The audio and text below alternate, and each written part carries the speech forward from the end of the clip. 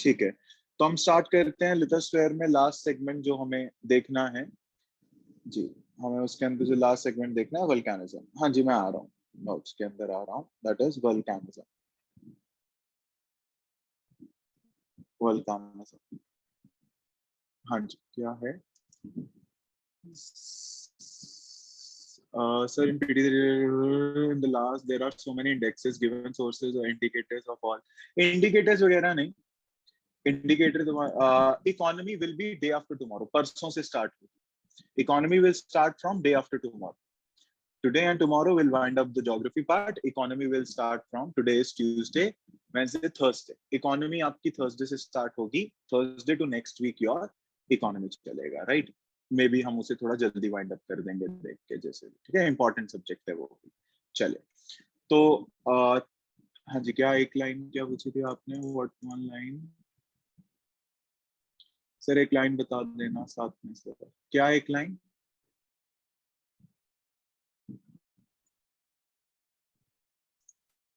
हाँ चलो, हाँ एक लाइन बता देंगे। ओके, वल्केनिज्म मैं रिवाइज करवा दूंगा वेरी क्विकली, लाइक ओरली में सारी चीजें वो बता। तो वल्केनिज्म के अंदर बेसिकली वही हम कंसेप्ट देखेंगे वल्केनिज्म का। वैसे तो सारा ही कंसेप्चुअल है। Will see the concept, right? We'll see the concept and types. We'll see the concept and types of volcano. We will see its distribution. We'll see its distribution, right? We'll see its distribution. Then we'll see types of lava, lava and its types. We'll see lava and its types. We'll see intrusive and extrusive formations and extrusive igneous rocks होते हैं ना ये, igneous formations, intrusive and extrusive igneous this things, and then some additional points, right? तो volcanism हम detail में ही cover कर लेंगे, ठीक है? तो कंसेप्ट की बात करते हैं। So what do you mean by volcano? Volcano का मतलब क्या होता है? वोल्केनो का बेसिकली क्या मतलब होगा, right? So concept and types. Volcano का मतलब लावा होता है? तो लावा का मतलब क्या होता है? Volcano, eruption of lava, sudden outburst of molten lava. Definition दे दीजिए आपने, देखिए सी क्या है। आपको पता है अर्थ के अंदर, एस्थेनोस्फीयर के अंदर बहुत ज्यादा क्या कहते हैं, टेम्परेचर है। वहां पर जब भी कोई सबडक्शन होता है, सी ये हमने देखा है, लेट्स से कोई ये बाउंड्री है, कोई ये बाउंड्री है, जब ये सबडक्शन के लिए नीचे जाती है, तो यहाँ पे जब उसे एस्थेनोस्फीयर मिलता है 1300 डिग्री सेंटीग्रेड, यहाँ पे ये बर्न होता है। ये मटेरियल जो नीचे आई है प्लेट, ये बर्न होती है, और वो यहाँ से सी ये जो मैग्मा है, ये जो मैग्मा है, ये बाहर निकलने की कोशिश करता है। ये बाहर निकलने की कोशिश करता है। तो जमीन से ये बाहर निकलने की कोशिश कर रहा है, और जमीन से बाहर निकलने के इसके पास, like volcano is the process by which the magma comes out from the earth, from the interior of earth to outside. बाहर आ जाता है तो हम इसे क्या बोलते हैं? लावा। बाहर आ जाता है तो हम इसे क्या बोलते हैं? लावा। अब ध्यान से देखिए, ये इंटीरियर स्ट्रक्चर से, ये लैंड सरफेस है, इंटीरियर स्ट्रक्चर से बाहर दो तरीके से आ सकता है। ये जो इरप्शन है, दिस इरप्शन, नीचे जो मैग्मा बर्न हुआ और ये बाहर आ रहा है, ये जो इरप्शन है ये दो तरीके से हो सकती है। Eruption can happen through two ways, right? From the outer core, no no, asthenosphere, I told you magma forms in asthenosphere. outer core magnetism करता है, आउटर कोर मैग्नेटिज्म करता है। अर्थ के अंदर जो मटेरियल बर्न हो रहा है, बर्न कैसे होता है? जब प्लेट सबडक्शन के लिए जाती है तो एस्थेनोस्फीयर में भाग जाती है, वहां पे टेम्परेचर बहुत हाई होता है, वहां बर्न हो जाता है। Are you getting this? अर्थ के इंटीरियर में एस्थेनोस्फीयर ही है ना, वो मैग्मा की जगह जो पूरी, तो वाली चीज है। अब इरप्शन दो तरीके से हो सकती है भैया, या तो ये हो सकती है सेंट्रल टाइप, आई राइट ऑल्सो, तो पहले समझ लो। एक हो सकती है सेंट्रल टाइप और एक हो सकती है फिशर टाइप। ये वोल्केनो के टाइप्स भी हैं। सेंट्रल और फिशर में क्या है? See let's say this is जमीन, दिस इज अर्थ, राइट, नीचे से मैग्मा एस्थेनोस्फेयर से बाहर आना चाहता है, यहाँ पे छोटा सा फ्रैक्चर हो गया, यहाँ पे छोटा सा फ्रैक्चर हो गया, यहाँ पे कोई खड्डा हुआ था, जमीन साइड में हो गई थी, कुछ भी फॉल्ट था यहाँ पे। यहाँ yesterday's recorded class has been sent to YouTube ना, वो I have sent the link also in the crash course batch. Crash course batch में मैंने लिंक भी भेजा हुआ है। सी लिथोस्फीयर में आपका पूरा डिटेल में आज और कल में करवाया कि कोई भी क्वेश्चन आए आपसे मिस ना हो, है ना। इंडियन ज्योग्राफी विनीत ने करा दिया और बाकी सब्जेक्ट्स में यूट्यूब पे करा चुका हूँ बाकी टॉपिक्स। तो ज्योग्राफी का ऐसा कुछ नहीं है जो मैंने छोड़ा है। हाँ, मैप वर्क का एक वीडियो है वो मैं बनवा के डलवा दूंगा, ठीक है। अब ठीक है, तो यू सी ये कोई फॉल्ट हुआ है तो वो यहाँ से सिंपल बाहर निकलता है, साइड में गिर जाता है, सिंपल है, बाहर निकलता है, साइड में गिर जाता है, लाइक सिंपल ऐसे शीट टाइप, लाइक जमीन पे फैल जाता है, right. It spreads normally along the, like horizontal sheets की तरह ये साइड में फैलता रहता है, हॉरिजॉन्टल शीट्स की तरह। एक तो तरीका यही है, जमीन कहीं पे फॉल्ट है वहां से आराम से बाहर निकल गया। एक है कोई उसे कॉन्ड्यूक्ट मिल जाए, कोई पाइप मिल जाए निकलने के लिए, दिस इज जमीन, नीचे से उसे बाहर आना है, उसे यहां से कोई एक पाइप मिल जाए जो उसको बाहर निकालेगी, ये पाइप मिल जाए, इस पाइप को भी हम वल्केनो बोलते हैं। तो मैग्मा इसके थ्रू यहाँ से बाहर निकलेगा और ये ऐसे जमीन पे गिरना स्टार्ट करेगा, ये ज्यादातर डोम बनाता है। सी जो फिशर टाइप इरप्शंस हैं, फिशर टाइप इरप्शंस हैं, वो तो जमीन पे ऐसे फ्लैट की तरह फैल जाती है, आराम से हॉरिजॉन्टल शीट्स बनाती है। और जो सेंट्रल टाइप इरप्शन है वो डोम बनाता है पूरा, जो वोल्केनो का आपका दिमाग में कंसेप्ट आता है dome. Can you tell me any example of fissure type eruption? Volcano तो आपने जहां भी वोल्केनो देखा है वो तो ज्यादातर तो यही होता है, आपको यही वाला वोल्केनो पता है। लेकिन ऐसा कोई फिशर टाइप की जमीन फट के वहां से निकले हों और पूरे एरिया में फैल गए हों इंट्रूशन, डेक्कन ट्रैप्स बहुत बढ़िया है। आपके डेक्कन एरिया में जो डेक्कन ट्रैप्स हैं महाराष्ट्र, वहां पे फिशर टाइप इरप्शन ही हुआ है, उसके नीचे एक हॉटस्पॉट था उससे। इसीलिए आप देखिए यहाँ की जो ब्लैक सॉइल मिलती है आपको, ब्लैक सॉइल होती है, it represents the parent material. ज्यादातर सॉइल अपने पेरेंट रॉक को डिपेंड नहीं करती है, लेकिन ये जो रेगुर्स है ये यहाँ पर मिलती है।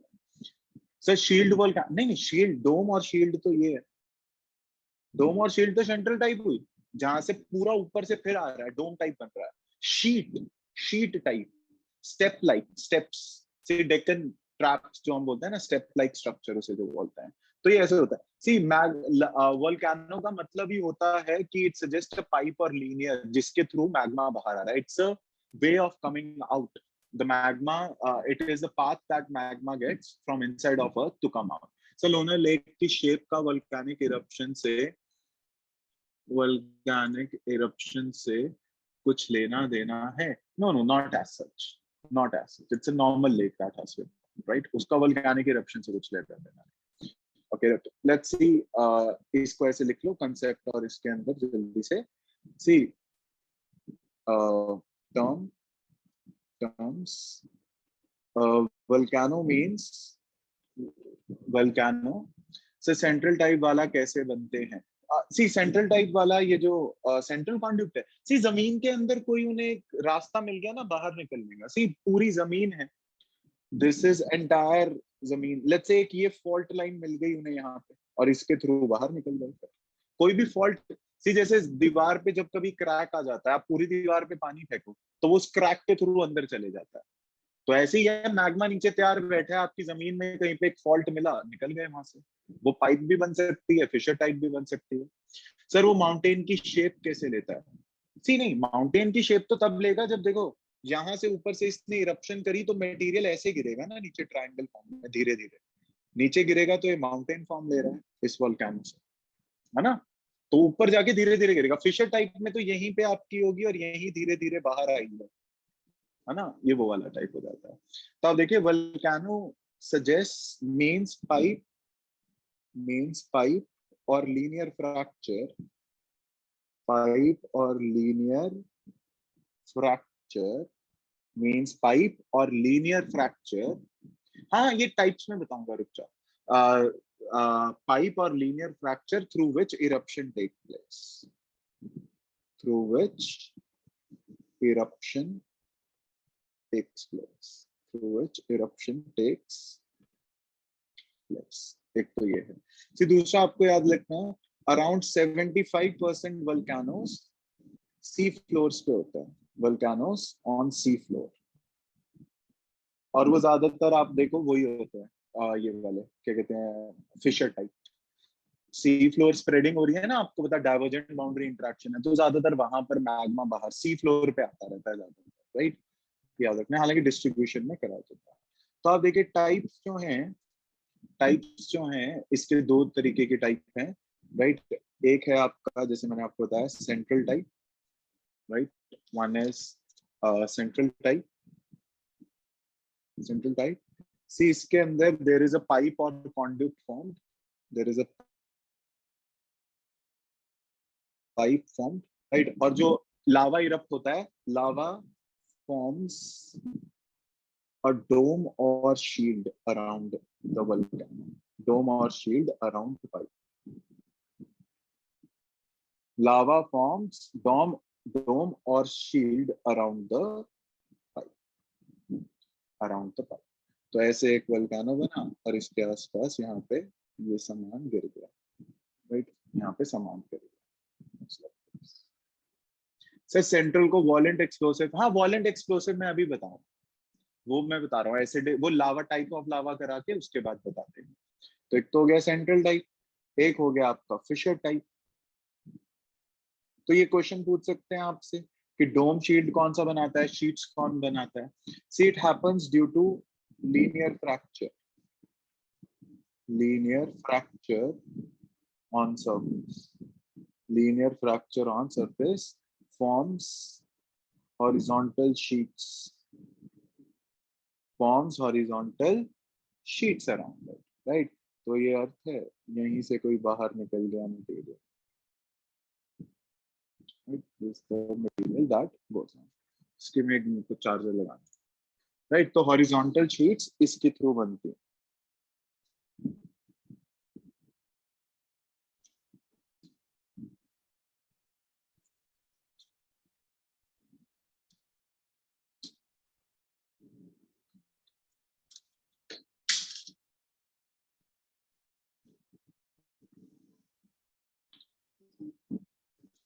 ओके, हाँ जी।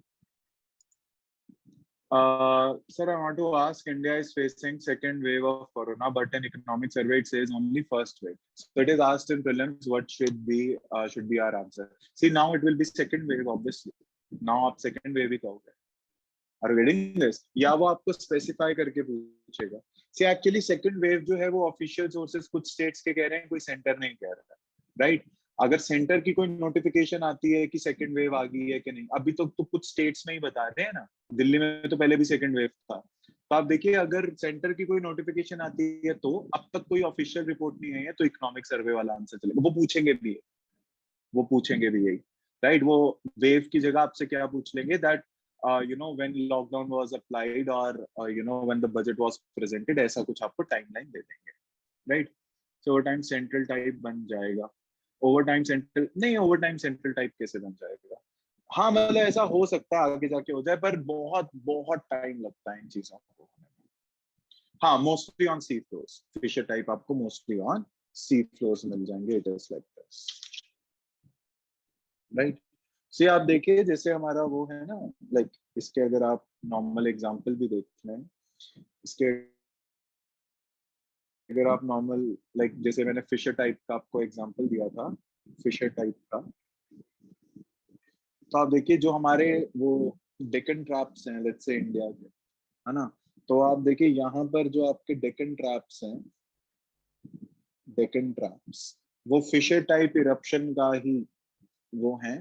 ट्रैप का मतलब होता है step like formation, trap means step like formation, step like formation, trap का मतलब ही यही होता है, राइट। और इनको हम ये भी बोलते हैं लिप्स ऑफ द वर्ल्ड। तो हो सकता है आपसे पूछना लिप्स ऑफ द, सी आप देखो यहाँ पे पेरेंट मटेरियल ही है रॉ सॉइल का, पेरेंट मटेरियल ही है सॉइल का, क्योंकि नीचे से ही जो निकला है, like soil is form from parent material only.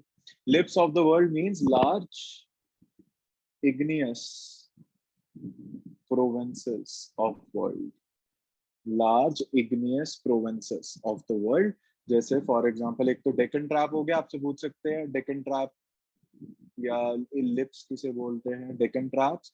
दूसरा आप देखिए Columbia snake plateau, Columbia snake plateau, Columbia snake plateau US, वो भी, उसमें भी फिशर टाइप ऐसे ही जमीन पे सारा वो प्रोडक्शन फैला हुआ है, राइट। कॉटन सॉइल है ना यहाँ पर, राइट। तो ये तीनों चीजें आपको प्राइमरली वल्केनो का एक कंसेप्ट है बेसिकली, जो आपको पता होना चाहिए, राइट। तो की पॉइंट बस ये याद रखना है, शीट्स क्या बनाती हैं, शीट्स फिशर टाइप बनाता है, राइट। जो आपसे क्वेश्चन पूछा जा सकता है, डोम कौन सा टाइप बनाता है, राइट, सेंट्रल टाइप बनाता है, and what are lips of the world, majorly ये इंपॉर्टेंट है जो प्री में यहाँ से क्वेश्चन पूछ सकता है। So this is the one thing, that is the concept, that's the concept. Let's see distribution. Sir Columbia snake plateau US के अंदर है, वो भी ऐसे ही है, उसके अंदर भी फिशर टाइप पूरा वो क्या कहते हैं, जो इंटरनल मटेरियल है वो बाहर फैल गया था। So it is like this. Okay.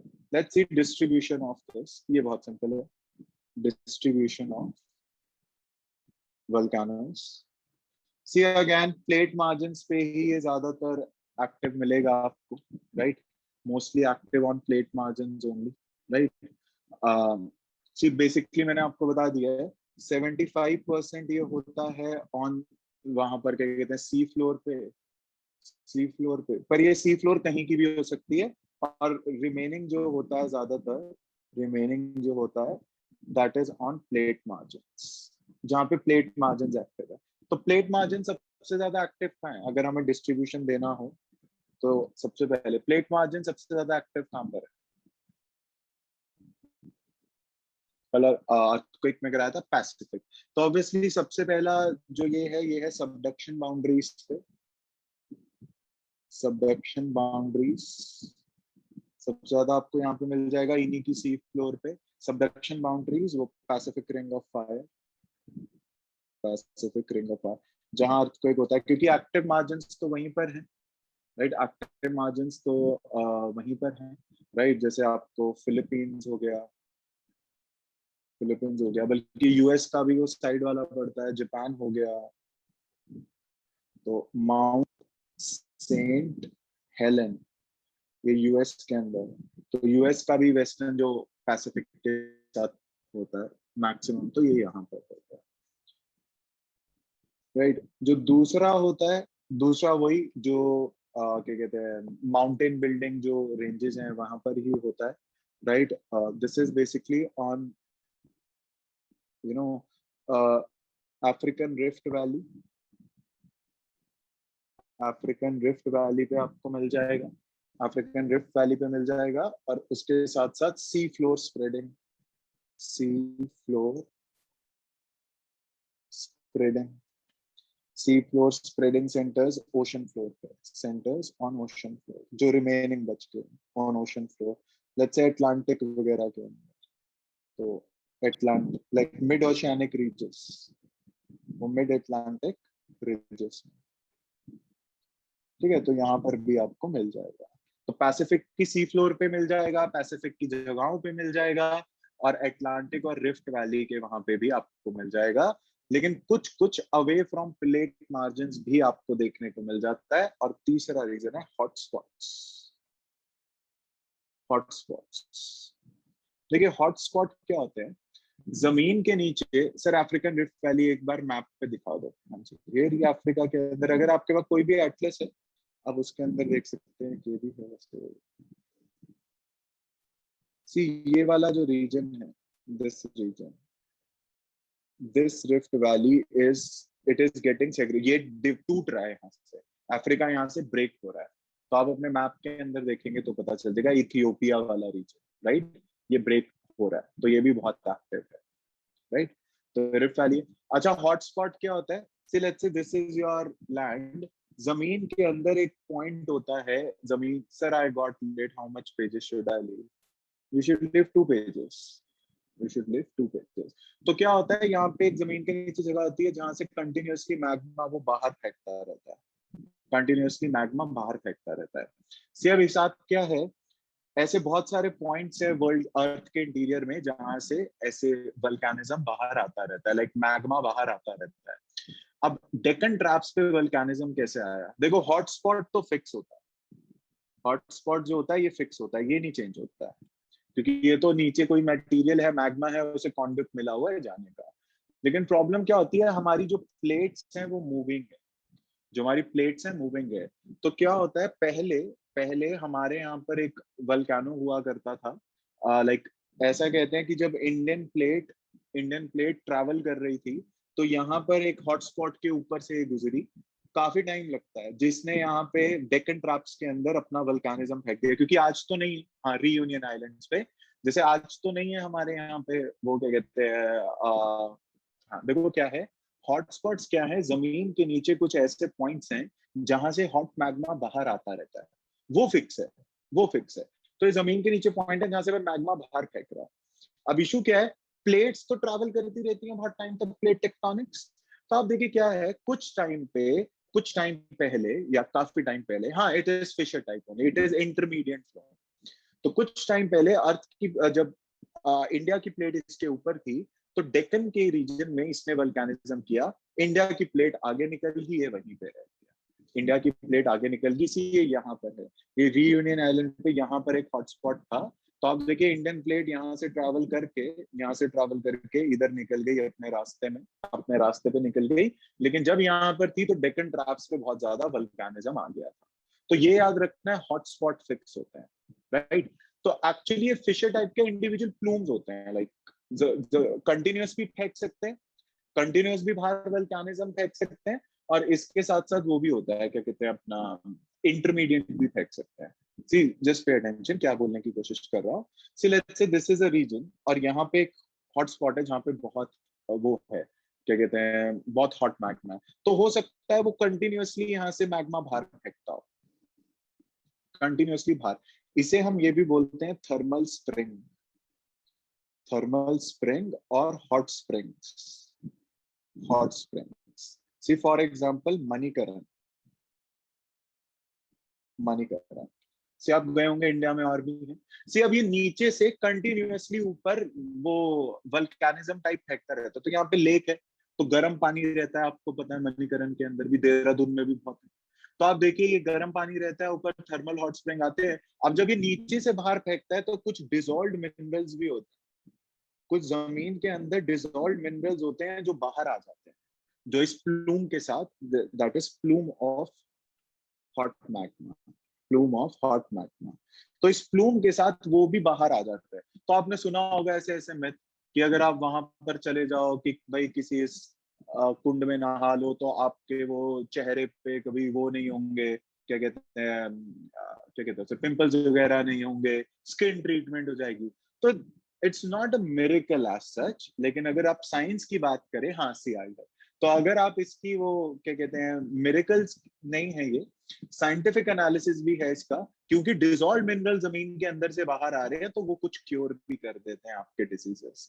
तो मणिकरण या ऐसी ऐसी जगह पर आपको ये देखने को मिल सकते हैं, हॉट स्प्रिंग और thermal spring, right.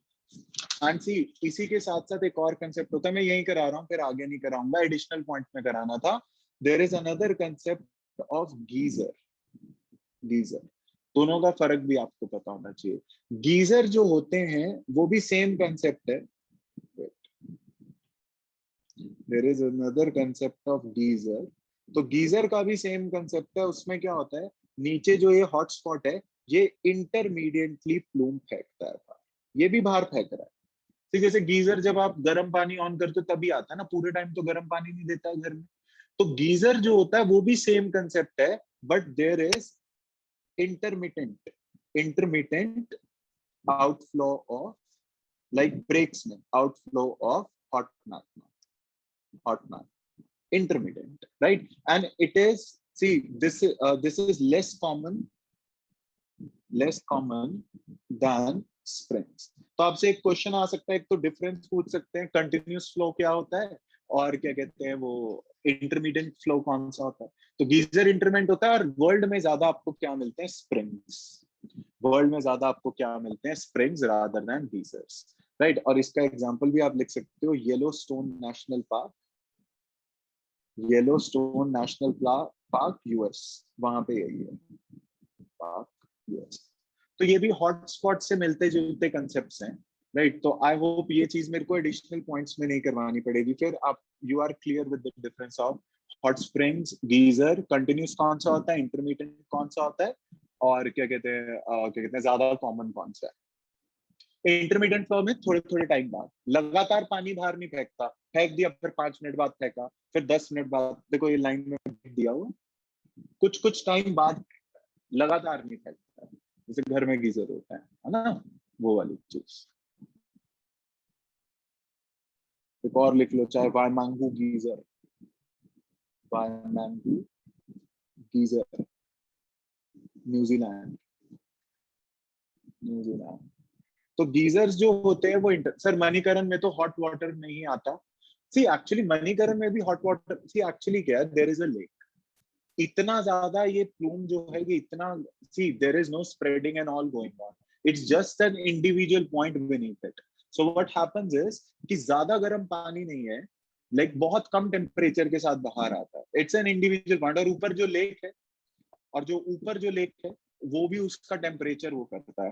And see Sahil is saying यहीं से है, ये वहीं से है कि बहुत उबला हुआ पानी आता है। Are you getting this? तो मैं साहिल की बात ज्यादा मानूंगा क्योंकि मेरे को पता है वहीं से है, क्योंकि मैं गया नहीं हूँ देखो।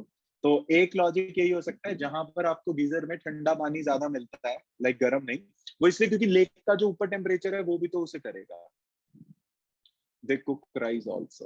तो आप देखिए ये दो डिफरेंस आपको क्लियर होने चाहिए, इंटरमीडिएट कौन सा है, और हॉटस्पॉट भी क्लियर है।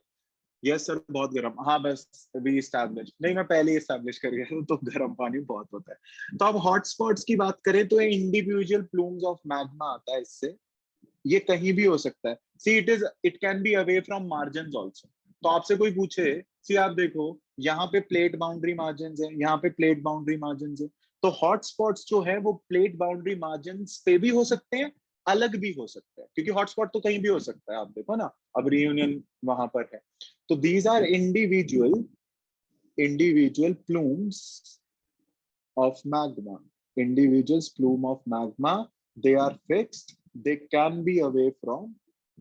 So आपसे कोई पूछे क्या वोल्केनो प्लेट मार्जिन्स के बाहर भी हो सकता है, बिल्कुल हो सकता है, can be away from plate margins. Similarly earthquake, क्या अर्थक्वेक हो सकता है प्लेट मार्जिन्स के बाहर?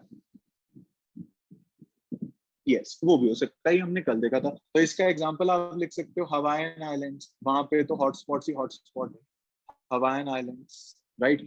Easter island, Easter island Chile, वहां पर भी है, राइट। उसके बाद येलोस्टोन नेशनल पार्क है ना, जो मैंने आपको अभी वो गीजर बताया, तो Yellowstone national park, Yellowstone national park है ना, यूएस। तो आप देखिए ज्यादातर वल्केनोस मैंने आपको बता दिया, वैसे तो सी फ्लोर पे मिलते हैं, प्लेट बाउंड्रीज पे, प्लेट बाउंड्रीज पे, सेकंड में रिफ्ट वैली वगैरह पे भी मिल जाएंगे, और फिर हॉटस्पॉट्स। तो ये है जी इनका डिस्ट्रीब्यूशन, दिस द डिस्ट्रीब्यूशन, ठीक है, दिस द डिस्ट्रीब्यूशन। इसी डिस्ट्रीब्यूशन के साथ मैं यहीं पे बता देता हूँ, मैंने टाइप्स पे मैं बताना भूल गया, वहां पर मैं टाइप्स में स्पेस है क्या, टाइप्स में स्पेस है, वहां लिख लो, नहीं तो यहाँ डिस्ट्रीब्यूशन पे लिख लो। 3 टाइप्स ऑफ वोल्केनोज हो सकते हैं, 3 types of volcano. See volcano, see basically ये मैं आपको कैसे बता रहा हूँ, वोल्केनो के जो हम टाइप्स करते हैं, वोल्केनो के जो हम टाइप्स करते हैं उसे 2 क्लासिफिकेशंस में आप डाल सकते हो ना। एक तो होता है on the basis of eruption, on the basis of eruption, जो हो गया आपका central type and fissure type, central type and fissure. एक होता है उनका time of eruption, on the basis of time of eruption. उस पर 3 आप वोल्केनोस कर सकते हो, एक होता है एक्टिव वोल्केनो, एक होता है डोरमेंट वोल्केनो, और एक होता है एक्सटेंट। तो आपसे क्वेश्चन आ सकता है सबसे खतरनाक कौन सा होता है, तुक्का मारो, सबसे खतरनाक वोल्केनो कौन सा होगा, मतलब तो बता रहा हूँ, पर सबसे खतरनाक कौन सा होगा? Active central, active central, active नहीं, डोरमेंट, सी एक्टिव क्या होता है, एक्टिव क्या होता है, which is erupting. We have the evidence of continuous eruptions. Continuous eruptions होती है ना, कंटिन्यूअस. डॉर्मेंट का क्या होता है, राइट, कि देयर आर मेनी एविडेंसेस कि बहुत टाइम पहले ये बहुत एविडेंसेस हैं इरप्शन के, many evidences, but it erupts after a long gap, और वो गैप नहीं पता हमें. Many evidences but it erupts after long gap, erupts after long gap, it erupts after long gap. और जो extent होता है, सी इसका no mention, सी ये याद रखना है, पूछ सकते हैं, no mention in recorded history, no mention in recorded history of world.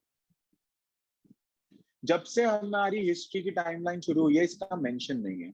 तो ऐसा नहीं है आपसे लेट्स से क्वेश्चन आ जाए extinct volcanoes are those which have never been erupted. No, हो सकता है पहले इरप्ट किए होंगे, वोल्केनोज होंगे, हमारे पास एविडेंस नहीं है, हमारे पास कोई एविडेंस नहीं है. तो ये क्लियर रखना, ये टर्मिनोलॉजी क्लियर रखना. एक्सटेंट वोल्केनो ह्यूमंस के टाइमलाइन के अंदर जब से हमने धरती पे टाइम रखना स्टार्ट किया है तब से तो नहीं निकला है भाई बाहर. गवर्नमेंट निकला है पर पता नहीं कितने टाइम बाद निकलता है, एक्टिव कभी भी आता रहता है. तो आप देखिए प्रॉब्लम क्या है. तो हमें कैसे क्लासिफाई किया एक्सटेंट, क्योंकि हमारे पास एविडेंस नहीं है कि ये कभी इरप्ट हुआ है, तो हमने एक्सटेंट बोल दिया.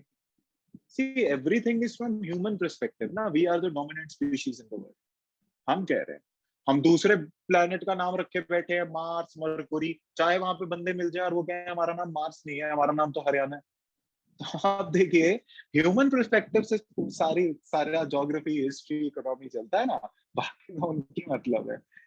अच्छा अब देखो प्रॉब्लम क्या है. सी प्रॉब्लम क्या होता है, सबसे खतरनाक है डॉर्मेंट. डॉर्मेंट क्यों है, क्योंकि हो सकता है आप इसे देखने गए हैं. सी आप देखिए एक्सटेंट आप देखने जाओगे, खतरनाक तो है नहीं क्योंकि हमें एविडेंस नहीं है, 99% चांसेस है इरप्ट नहीं करेगा, है ना. एक्टिव आप जाओगे नहीं देखने क्योंकि वो इरप्ट होता है. डॉर्मेंट आप जाओगे देखने, डॉर्मेंट अगर आप जाओगे देखने तो उसका पता नहीं है, वो कभी भी बढ़ सकता है, राइट. इसलिए डेंजरस सबसे ज्यादा डॉर्मेंट होता है. तो बस ये टर्मिनोलॉजी थोड़ी सी याद रख लेंगे आप, ठीक है. तो एक क्लासिफिकेशन हो गया. तो बेसिकली या so let's go to the next topic that is lava and its types. See इन सबसे ही जो जो क्वेश्चन बन सकते हैं मैं बता रहा हूँ आपको, है ना. अच्छा टॉपिक है. Lithosphere is a good topic. World geography में lithosphere, atmosphere, these two are good topics जहां से क्वेश्चन आता है.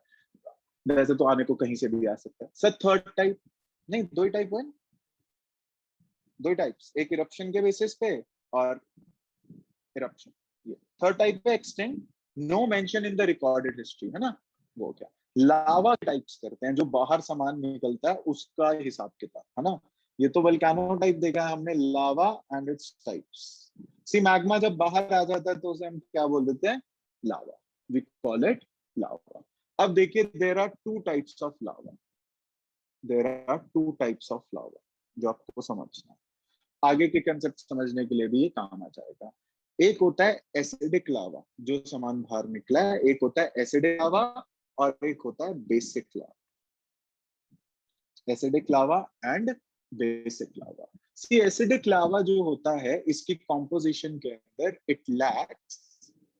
it lacks magnesium and iron, it lacks magnesium and iron but is rich in silica, but is rich in silica. Silica, अब silica जो है वो बहुत कॉम्प्लेक्स बॉन्ड्स बनाता है. बॉन्ड्स बना के, सी बॉन्ड का मतलब है वो बाकी मटेरियल्स को साथ जोड़ के रखता है. तो जब लेट्स से लावा बाहर निकला तो इसमें सिलिका बहुत ज्यादा होता है, जितने मटेरियल बाहर रखे हैं वो उन सबसे बॉन्ड बना लेता है, उनको ऐसे पकड़ लेता है. तो आप देखिए इसका फ्लो स्मूथ होगा या फ्रिक्शन से भरा हुआ होगा, विस्कस फ्लो होगा. सी सिलिका बॉन्ड्स बनाता है, सिलिका मेक्स कॉम्प्लेक्स बॉन्ड्स. तो my question to you is, हाँ विस्कस होगा. विस्कस होगा क्यों होगा, क्योंकि ये बॉन्ड्स बना रहा है ना,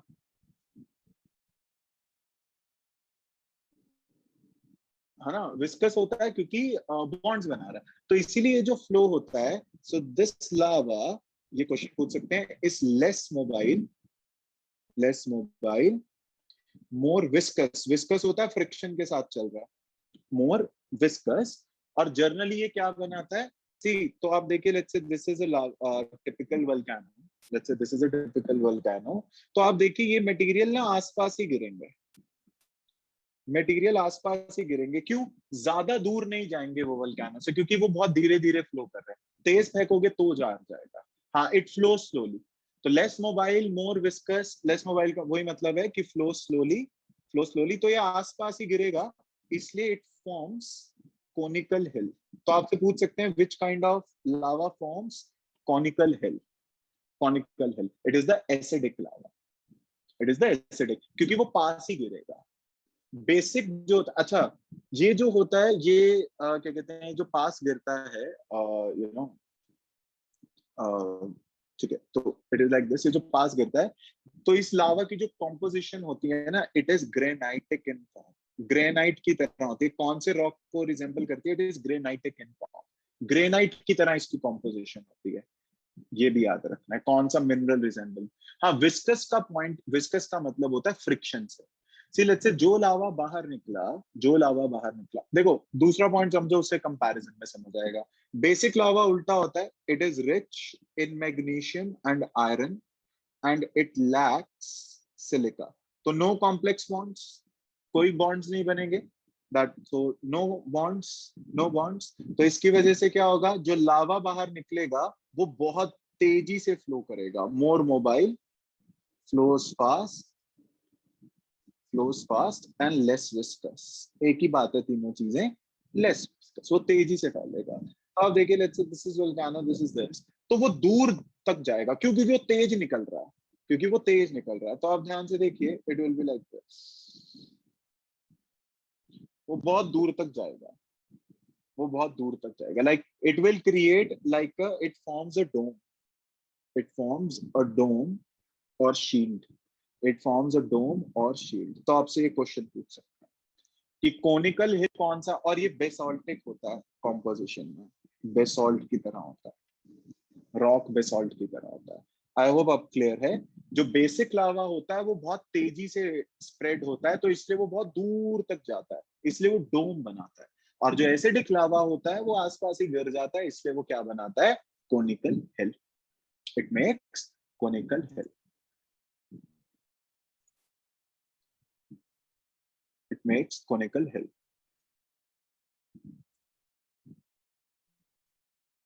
है ना? ठीक रहेगा ये?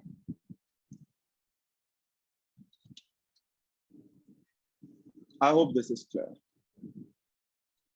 ठीक है sir. Rock type igneous, igneous, igneous, ये जो मटेरियल बाहर निकलता है, इग्नियस रॉक टाइप, इन्हें इग्नियस बोलते हैं क्योंकि वो उससे आया ना। टाइप्स ऑफ रॉक्स तो सिंपल है, इग्नियस टाइप के अंदर ये होता है, राइट। अच्छा, एक और चीज, जो लावा बाहर निकलता है, जो आपको कंपोजिशन पता होनी चाहिए, जो लावा बाहर निकलता है, एक तो निकलता ही है, इसके साथ एडिशन में और क्या क्या चीजें बाहर निकलती हैं जब वोल्केनो इरप्ट होता है? लावा तो निकलता ही है, इसके साथ साथ एडिशन में क्या क्या चीजें निकलती हैं?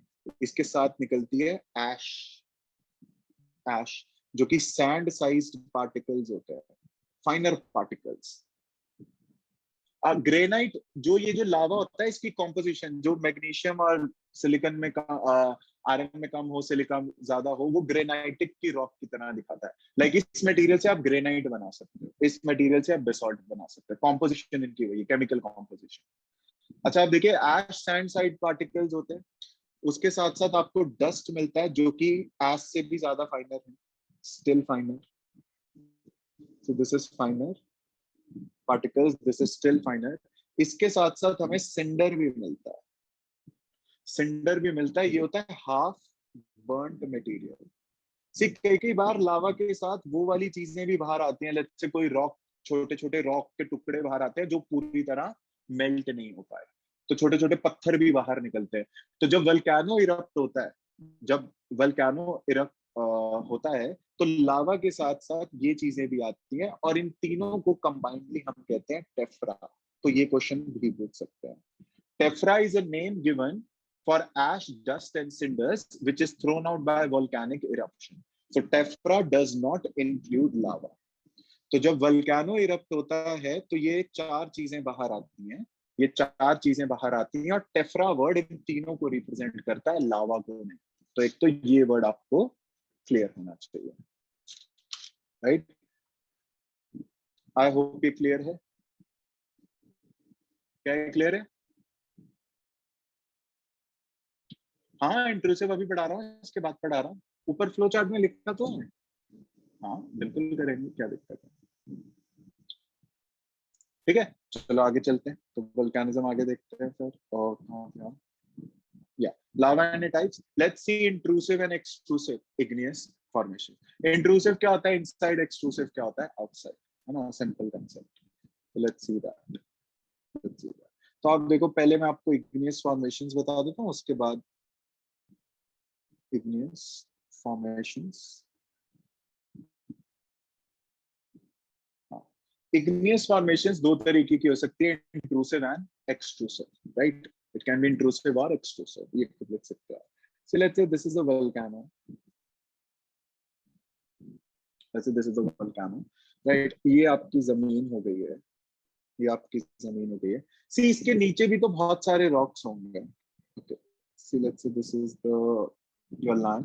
इसके नीचे भी तो बहुत सारे रॉक्स होंगे, लेट्स से उनकी लेयर्स होंगी 1 2 3।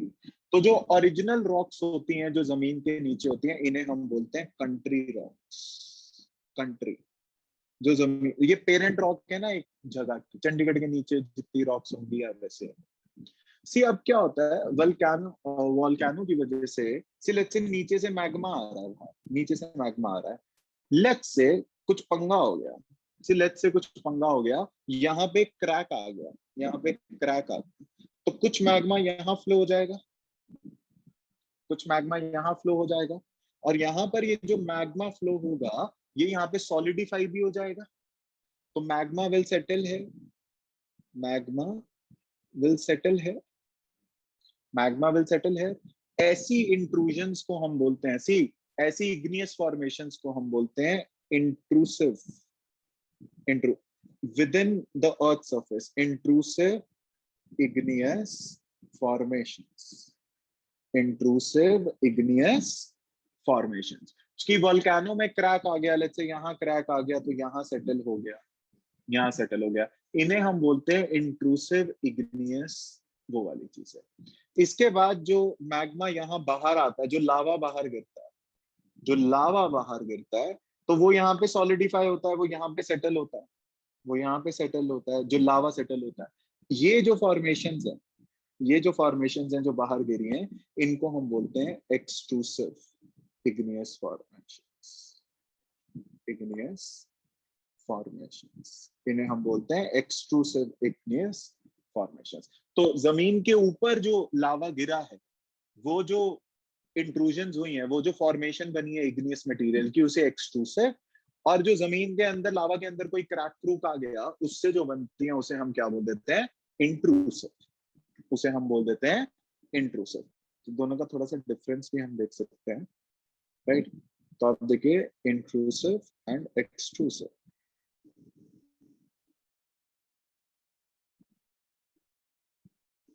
That is intrusive and sir only because of cracks, yeah only because of cracks, only because, क्योंकि जहां से भी वो जा रहा है ना, चाहे वो फिशर हो चाहे सेंट्रल टाइप हो, ओनली बिकॉज ऑफ क्रैक्स।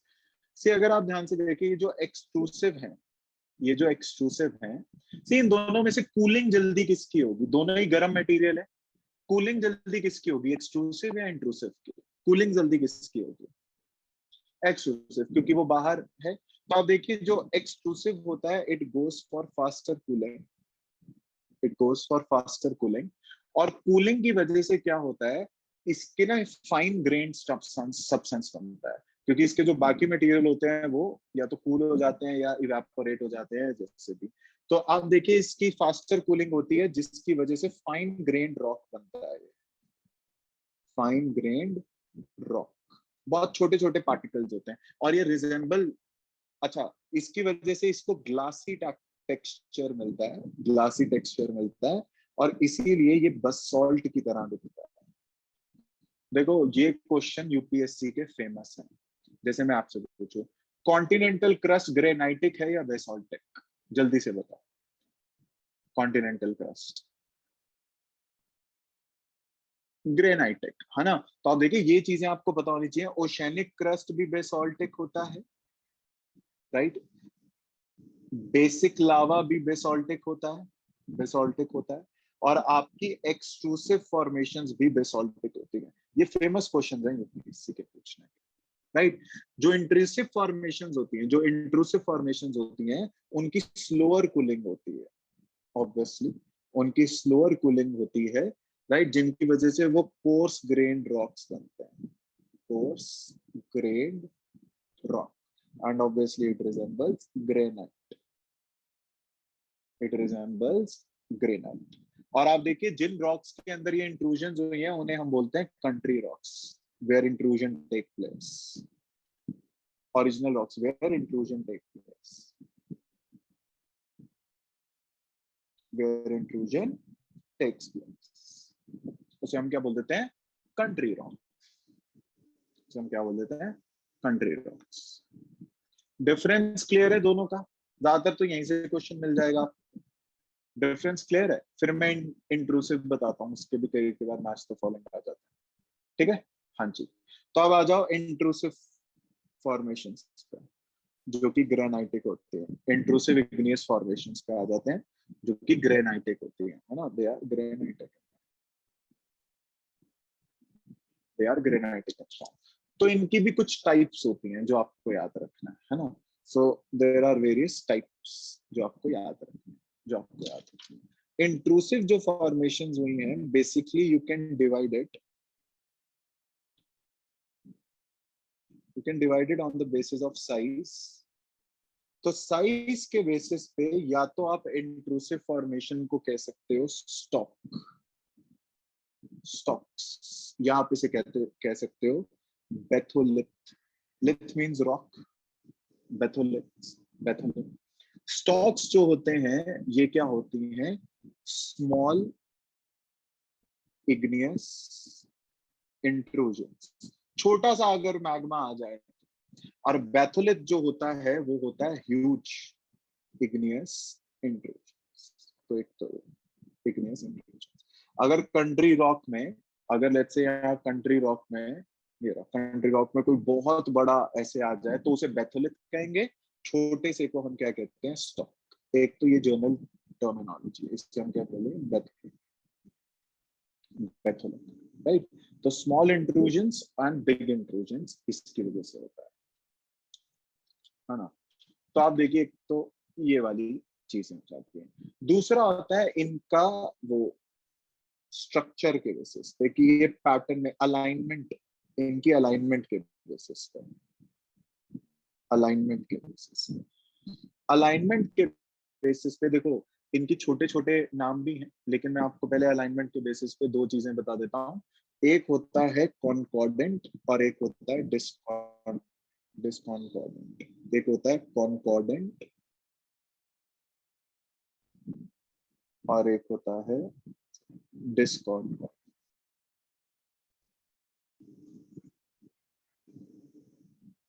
डिस्कॉन्कॉर्डेंट मतलब ध्यान से समझो, बहुत आसान। सी लेट्स से, अब आपको पता है इंटरनल है, लेट्स से ये कंट्री रॉक्स है इन जमीन के नीचे, जमीन के नीचे। अगर आपकी कोई इंट्रूजन ऐसी हुई है, ऐसे सिंपल प्लेन के लेवल पे एक कोई इंट्रूजन है जिसे हम बोलते हैं सिल, सिल। तो कॉन्कॉरेंट का मतलब होता है जो एग्जिस्टिंग प्लेन्स जिस अलाइनमेंट में है उसी अलाइनमेंट में आपका मैग्मा अलाइन हो गया है, लाइक उसने कोई पंगा नहीं किया। सी लाइक इस डायग्राम के अंदर अगर कोई मैग्मा ऐसे सेटल हो गया, ऐसे ही सेम प्लेन के अंदर वैसे सेटल हो गया, तो साइज कितना भी हो, साइज से डजंट मैटर। कॉन्कॉर्डेंट जो होता है which follows existing, जैसे बेडिंग प्लेन्स चल रहे थे वैसे which follows existing bedding planes, bedding planes, है ना। जिस तरह से बाकी रॉक्स जा रही थी वहीं पे वो सेटल हो गया, राइट। तो सिल हम किसे कहते हैं, बेसिकली एग्जांपल है सिल। तो आपसे पूछ सकते हैं sill is basically a thin sheet like, ये वर्ड पूछ सकते हैं, thin sheet like igneous intrusion, igneous intrusion, thin sheet like igneous intrusion. Disconcordant देखो इससे एकदम ऑपोजिट, इससे एकदम opposite. These are the existing planes, these are the existing planes. Discordant होता है कोई ऐसे स्ट्रक्चर मैग्मा आ जाए, लाइक बेडिंग प्लेन्स को चीरता हुआ, लाइक उनके पैटर्न अलाइनमेंट से कुछ लेना देना नहीं है, इसे हम बोल देते हैं डाइक, इसे हम बोल देते हैं डाइक। तो आपसे बोल देंगे सिल कौन सी इंट्रूजन है, कॉन्कॉर्डेंट या डिसकॉन्कॉर्डेंट, इंट्रूसिव है या एक्सट्रूसिव। ये सिर्फ इंट्रूसिव के फॉर्म्स है, एक्सट्रूसिव की बात नहीं हो रही है, इंट्रूसिव की हो रही है, right. It disconcordant is which breaks, discordant is which breaks right through existing planes, right through existing planes। जो existing planes को right through break कर दे उसे हम ये बोल देते हैं, right। तो आपसे पूछ सकते हैं डाइक किसे कहते हैं, डाइक या डाइक किसे कहते हैं। It is a thin wall like intrusive igneous intrusion। याद रखना एक्सट्रूसिव के एग्जांपल नहीं है, ये इंट्रूसिव के हैं। तो आपसे पूछ सकते हैं वॉल लाइक इंट्रूजन डाइक होता है या सिल होता है, कॉन्कॉर्डेंट क्या होता है, डिसकॉन्कॉर्डेंट क्या होता है। तो वॉल और शीट ये वर्ड आपको यहाँ पे याद करने इंपॉर्टेंट। सर एक डाउट था, how continental crust are granitic. See their composition is like that ना, their composition is like that. बाकी डिटेल में जाने के लिए जियोमॉर्फोलॉजी करना पड़ेगा, वो रहने दो इतना। आपको बस ये फैक्ट याद रखना है कि उनकी जो प्रेजेंट कॉम्पोजिशन है वो ग्रेनाइटिक है। हमें तो कॉम्पोजिशन से मतलब है ना, वो वैसे हो जाता है। क्या क्लियर है, डाइक और सिल क्लियर है। इंट्रूसिव की पार्ट्स हैं, इंट्रूसिव के पार्ट्स हैं। इसके अंदर कोई, हाँ इसके अंदर ना, हाँ हाँ मैं वो बता रहा हूँ, इसके अंदर छोटे छोटे से एडिशनल पॉइंट्स भी हैं जो आपको याद रखना है, एडिशनल पॉइंट्स हैं जो इसके अंदर आपको याद रखना है, राइट। तो ये मैं बता देता हूँ कैसे होगा। देखिए अब क्या है, सी बेसिकली अगर प्लेन्स ऐसे ऐसे हो ना, ऐसे ऐसे हो, तो ये जो पैटर्न ऐसे, इसे हम बोलते हैं एंटीक्लाइन, एंटीक्लाइन। और इसको हम बोलते हैं सिनक्लाइन, जो ऐसे नीचे वाला पार्ट जाता है, और जो ऊपर वाला पार्ट होता है उससे हम क्या बोल देते हैं, एंटीक्लाइन।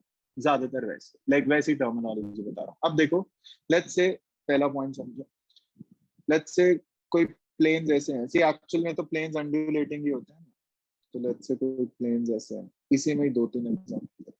तो बेडिंग प्लेन्स ऐसे हैं इंट्रूसिव के। तो आप देखिए क्या है, लेट्स से रेड कलर यूज करते हैं। सी अब देखिए there is a term known as lopolith. See let's say यहां पर कोई मैग्मा सेटल हो जाए, तो ऐसे एकदम कॉन्कॉर्डेंट, कोई उसने प्लेन ब्रेक ब्रूक नहीं किया, यहां पे सेटल हो जाए, इसे हम बोलते हैं लेपोलिथ, लेपोलिथ, राइट। लेपोलिथ इसे हम बोल देते हैं, राइट। ये जो शेप होती है ये होती है क्या कहते हैं आपकी saucer shape. So लेपोलिथ is saucer shaped, जैसे सॉसर होता है ना, saucer shaped igneous intrusion, igneous intrusive intrusion। और ये क्या होता है, concordant, it is concordant, it is saucer shape, right. Saucer shape जो होता है कॉन्कॉर्डेंट होता है, ये याद रखना। तो इंट्रूसिव ही है, कॉन्कॉर्डेंट होता है। इसके साथ साथ छोटे से लेवल पे अगर आपको मिल जाए, लेट्स से ये लाइक सॉसर शेप नहीं, बस बिल्कुल बहुत छोटा सा, बहुत छोटा सा, यहाँ पर भी मिल सकता है आपको, यहाँ पर भी मिल सकता है, लाइक ऐसे सॉसर शेप नहीं, पर कॉन्कॉर्डेंट स्ट्रक्चर में लेंस की तरीके। See saucer is a big term, lens is a small term. तो अगर आपको कोई लेंस शेप्ड इग्नियस इंट्रूजन मिल जाए, लेंस शेप्ड इग्नियस इंट्रूजन जो मिल जाए, ये भी कॉन्कॉर्डेंट हो, ये भी कॉन्कॉर्डेंट ही हो, दोनों कॉन्कॉर्डेंट है, ये भी कॉन्कॉर्डेंट हो, इससे हम बोलते हैं फेकोलिथ, दिस इज फेकोलिथ। तो देखो ये टर्म्स इंपॉर्टेंट हो जाते हैं, sheet, wall, lens, saucer, sheet, wall, lens, saucer, saucer shaped लैपो, लेंस फेको, right. Sheet like is sill and wall like is dyke. Wall, अब तक आपको सिर्फ एक वॉल मिला है जो डिस्कॉन्कॉर्डेंट है, तो डाइक तो बहुत इंपॉर्टेंट हो जाता है क्योंकि यही एक लौता डिस्कॉन्कॉर्डेंट है, वॉल डाइक। तो ये कुछ ये वाले होते हैं। एक और होता है वो यूनिक है, एक और होता है वो यूनिक है, वो समझ लो। सी कई बार क्या होता है, let's say these are the planes, these are the planes, right. लेकिन क्या होता है, नीचे कोई मैग्मा हो जाए, नीचे कोई let's say magma, let's say this the plane, यहाँ पर एक मैग्मा है, यहाँ पे पाइल होने लगा है, यहाँ पे मैग्मा पाइल होने लगा है। अब बेसिकली ये क्या करना चाहता है, ये चाहता है कि ऊपर ये बाहर निकलना चाहता है, लेकिन ऊपर वाली रॉक जो है वो लाइक इसे क्रॉस नहीं करने दे रही। तो हो सकता है इसकी वजह से let's say this magma wants to come out, this intrusion wants to come out, लेकिन इसकी वजह से हो सकता है ऊपर वाली रॉक्स भी अपना थोड़ा थोड़ा शेप बदल, इसी की वजह से बदला है, इसी की वजह से बदला है। सी तो हम इसे ये नहीं कह सकते ये कॉन्कॉर्डेंट है या डिसकॉन्कॉर्डेंट, क्यों? क्योंकि ये डिसकॉन्कॉर्डेंट बनना चाहता था, लेकिन ऊपर वाली रॉक्स ने अपने थ्रू जाने की बजाय अपनी शेप बदल ली। कुछ ऐसे भी होते हैं, इसे हम बोलते हैं लेकोलिथ। फेमस क्वेश्चंस हो जाते हैं फिर।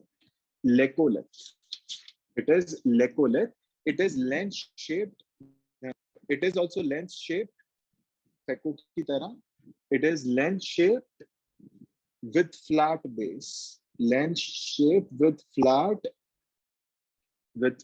base, right? और ये क्या करता है, it forces overlying rocks, it forces overlying rocks into a overlying rocks or strata into a dome shape, उन्हें डोम की तरह बना देता है, क्योंकि ये उन्हें क्रॉस नहीं कर पाता तो उनकी वो बदल जाता है। तो ये याद रखना, it is neither concordant non discordant, neither concordant, क्योंकि कॉन्कॉर्डेंट होता तो शेप ना बदलता बाकियों की, और नॉट डिस्कॉर्डेंट क्योंकि इसने शेप जरूर बदली है लेकिन आप देखो उन्हें क्रॉस नहीं किया, तो ना इसने क्रॉस किया ना वही शेप मेंटेन रखी, तो भैया ये वो है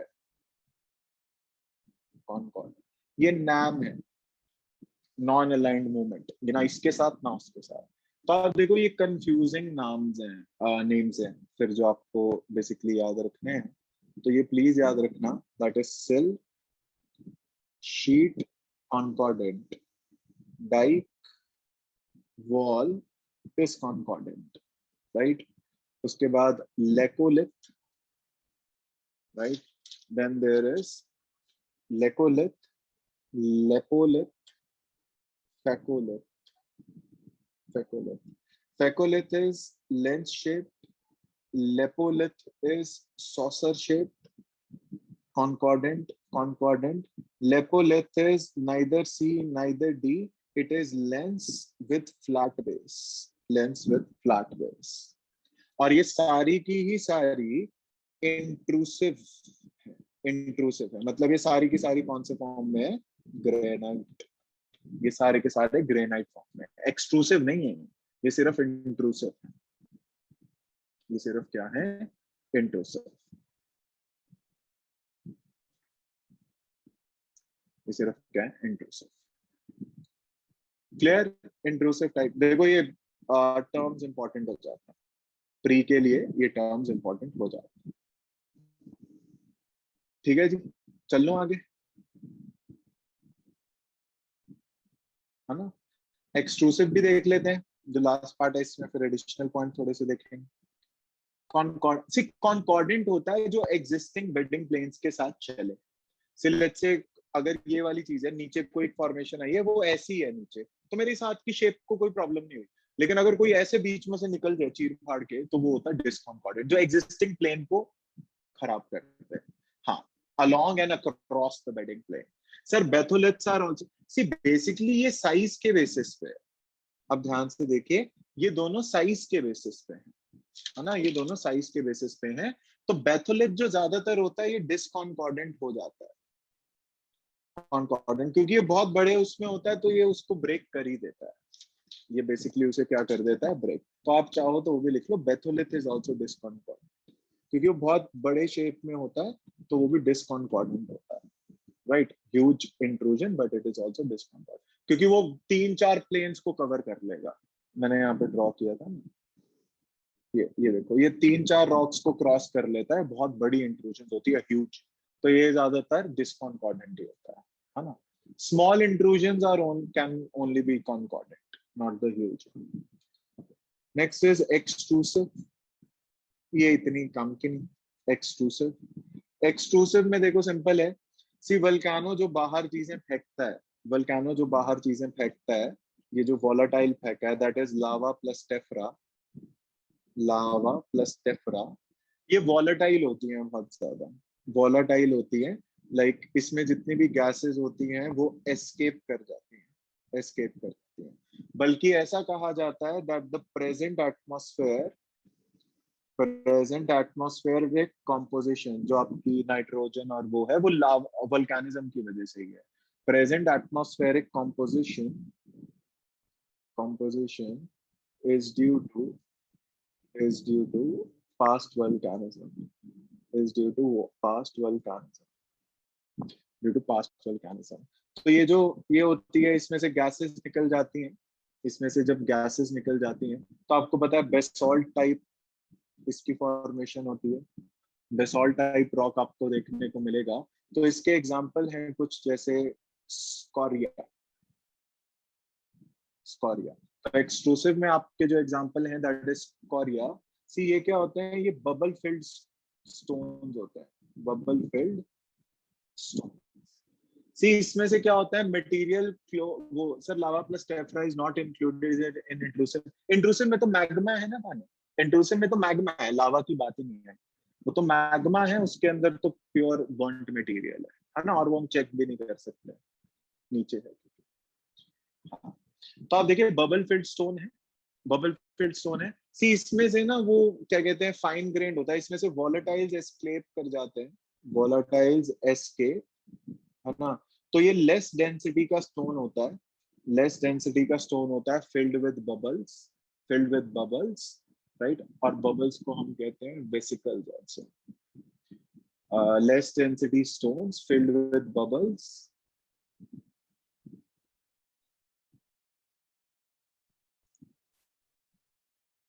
फिल्ड विद, अच्छा बबल्स, या बबल्स को हम क्या कहते हैं, वेसिकल्स। सी बल्कि ना ये कुछ ऐसे स्टोन्स होते हैं जो पानी पे भी तैर रहे हैं। स्कोरिया, और एक और एग्जांपल लिख लो स्कोरिया का ही, pumice stone. See they can even float, they are so light, they are so light, can even float on water, can even float on water, पानी पे फ्लोट कर सकते हैं। क्योंकि क्यों, इनमें से देखो सारे वॉलेटाइल्स एस्केप कर जाते हैं, वॉलेटाइल्स एस्केप, राइट। और इनकी रैपिड कूलिंग होती है, रैपिड कूलिंग होती है, राइट। और ये बबल फिल्ड होता है, लेस डेंस, फाइन ग्रेन्ड होता है। ये पहले ही लिख चुके हैं कॉम्पोजिशन, तो ये मैंने वहीं पे लिखवा दिया था, बस एग्जांपल बताना चाहिए स्कोरिया और प्यूमाइस स्टोन, ऐसा स्टोन होता है। हाँ,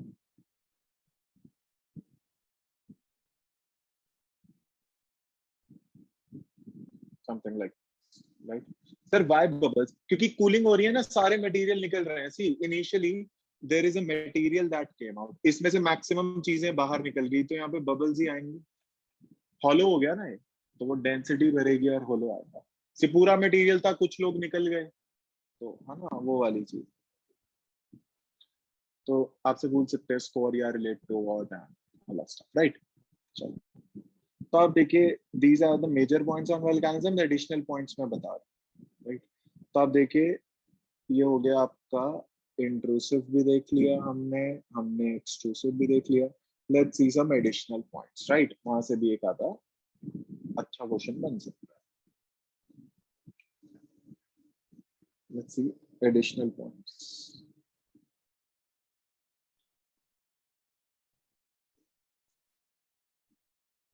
राइट। एडिशनल पॉइंट्स की बात करते हैं। तो additional point number 1, you should know what is a crater, what is a crater. तो आप देखिए बेसिकली क्या होता है, लेट्स से if this is a volcano, this is a volcano, so this is basically a crater, this is basically a crater, this is basically a crater जो ऊपर होता है, राइट। अब क्या होता है बेसिकली, आपको एक और चीज याद रखनी है इसके अंदर। देखो एक और चीज इसके अंदर आपको याद रखनी है, एक्सटिंक्ट वॉल्केनोस जो होते हैं, एक्सटिंक्ट वॉल्केनोस के अंदर ये जो क्रेटर होता है ना, it can result into a lake also. So crater is basically a bowl shaped depression, a bowl shaped, basically a bowl shaped depression, uh, right? It may result into lake, may result into a lake, may result into a lake। जैसे मेरे पास दूसरी photo है caldera की है, पर आप देखो ये ऐसे है। ये जो वल्कानो है ये पुराने वल्कानो है, ये यहाँ पे ब्रेक हो गया तो यहाँ पे पानी से भर जाता है, क्योंकि बारिश होती रहती है, पता नहीं लास्ट कब इरप्ट हुआ था। It may result into lake, for example lake टॉपो, lake टॉपो, जो कि लार्जेस्ट, तो एक स्टेटमेंट हो सकती है ना, एक स्टेटमेंट हो सकती है। तो largest lake of New Zealand, largest lake of New Zealand, and it is crater of extinct volcano, crater of extinct volcano। इसके साथ साथ आपको लेक लाइक टोबा भी मिल जाएगा सुमत्रा में, लेक टोबा इन सुमत्रा,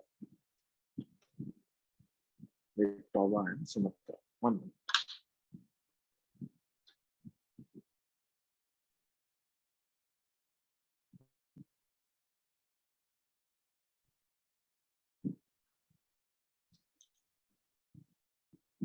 या जी, जी क्या कह रहे हैं सर? लोनार, अरे हाँ हाँ बिल्कुल, Lonar lake in Lonar lake in Maharashtra, वो भी है। अच्छा, I am sorry, I think मैंने स्टार्टिंग में बोल दिया था it has nothing to do with volcanism, but definitely it is a crater lake only, it is a crater lake only. है सॉरी, मेरा ध्यान शायद थी बात था, it is a crater lake only, not in fissure type. हाँ ये central type में ही मिलेगा, करेक्ट। लेकिन हो सकता है कई कई फिशर भी बहुत बड़ी हाइट तक चले जाते हैं ना, तो वहां पर भी हो जाता है, ज्यादातर ये वहीं पे मिलेगा। और आपका लावा कोई भी हो सकता है, इसका कुछ नहीं है, वाटर इसमें अक्यूमुलेट कर जाता है, दिस इज वाटर। अच्छा, ये जो मैंने आपको फोटो दिखाई है ये इसकी नहीं है, बेसिकली ये है कैल्डेरा की, ये है caldera, second point that is caldera. देखो कई कई बार क्या होता है, let's say this is the thing, right, this is the thing,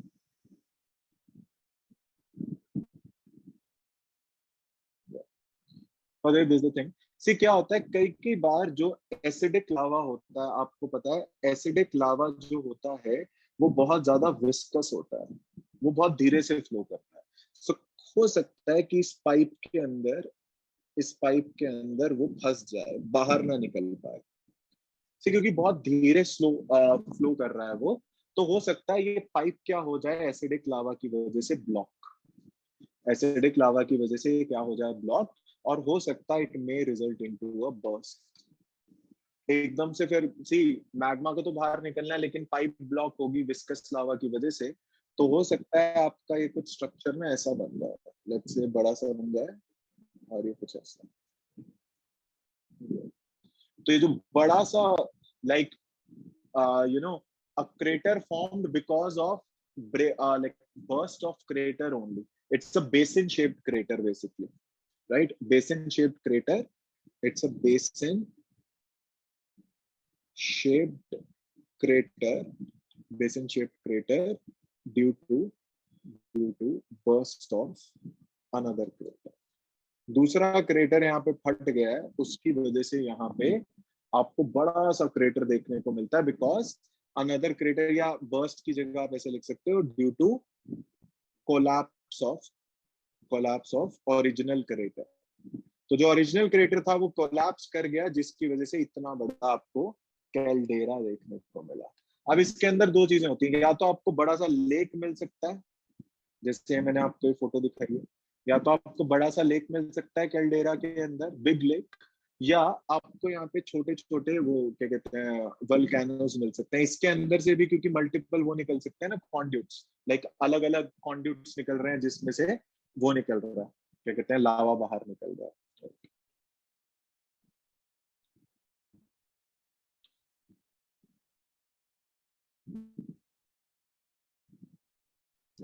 छोटे छोटे आपको इसके अंदर वो देखने को मिल सकते हैं और बाकी सारे cricketers. So you can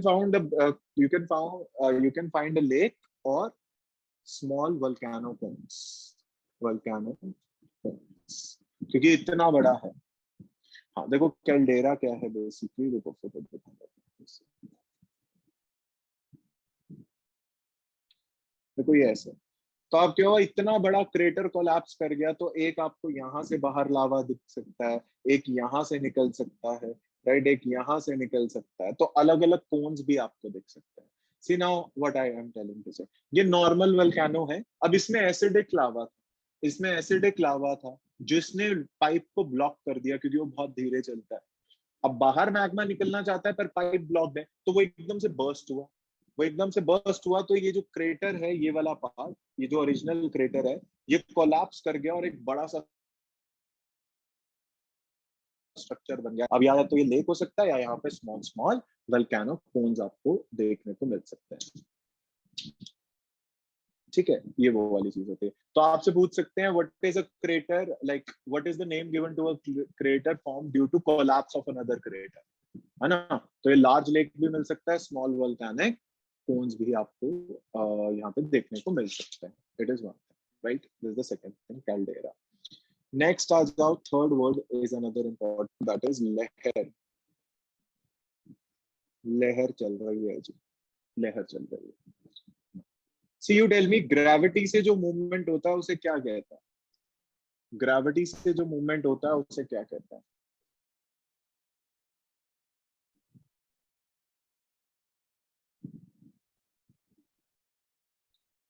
see, in situ deformation को वेदरिंग कहते हैं, एजेंट के थ्रू हो तो उसे इरोजन कहते हैं, अगर मास मूवमेंट होती है तो उसे क्या कहते हैं? ग्रेविटी की वजह से मास मूवमेंट कहते हैं। ठीक है, जल्दी जल्दी आंसर दिया करो। देखो अब क्या होता है, see what happens is, C let's से यहाँ से क्या है, बहुत ज्यादा निकला, ऐश निकला है और डस्ट निकली है, ऐश निकली है और डस्ट निकली है। अब लेट्स से यहाँ पे अगर रेन हो जाए, यहाँ पे अगर रेन हो जाए, यहाँ पे अगर रेन हो जाए तो ग्रेविटी की वजह से ये पूरा का पूरा मड फ्लो नीचे आता है। So there is a mass movement जो ग्रेविटी की वजह से होती है, there is a mass movement जो ग्रेविटी की वजह से होती है। और यहाँ पे ह्यूमन सेटलमेंट हो सकती है ना नीचे, सिर्फ नीचे यहाँ पे कहीं पे ह्यूमन सेटलमेंट हो सकती है, दूर कहीं पे या कहीं पे, तो उनके लिए हानिकारक है ह्यूमन सेटलमेंट, इसको हम बोलते हैं लहर, इसको हम कहते हैं लहर। सो लहर is torrential, torrential mud flows, torrential mud flows of wet volcanic, of wet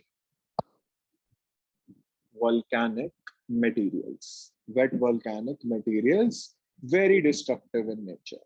It is very destructive in nature. बहुत ज्यादा जी destructive होता है.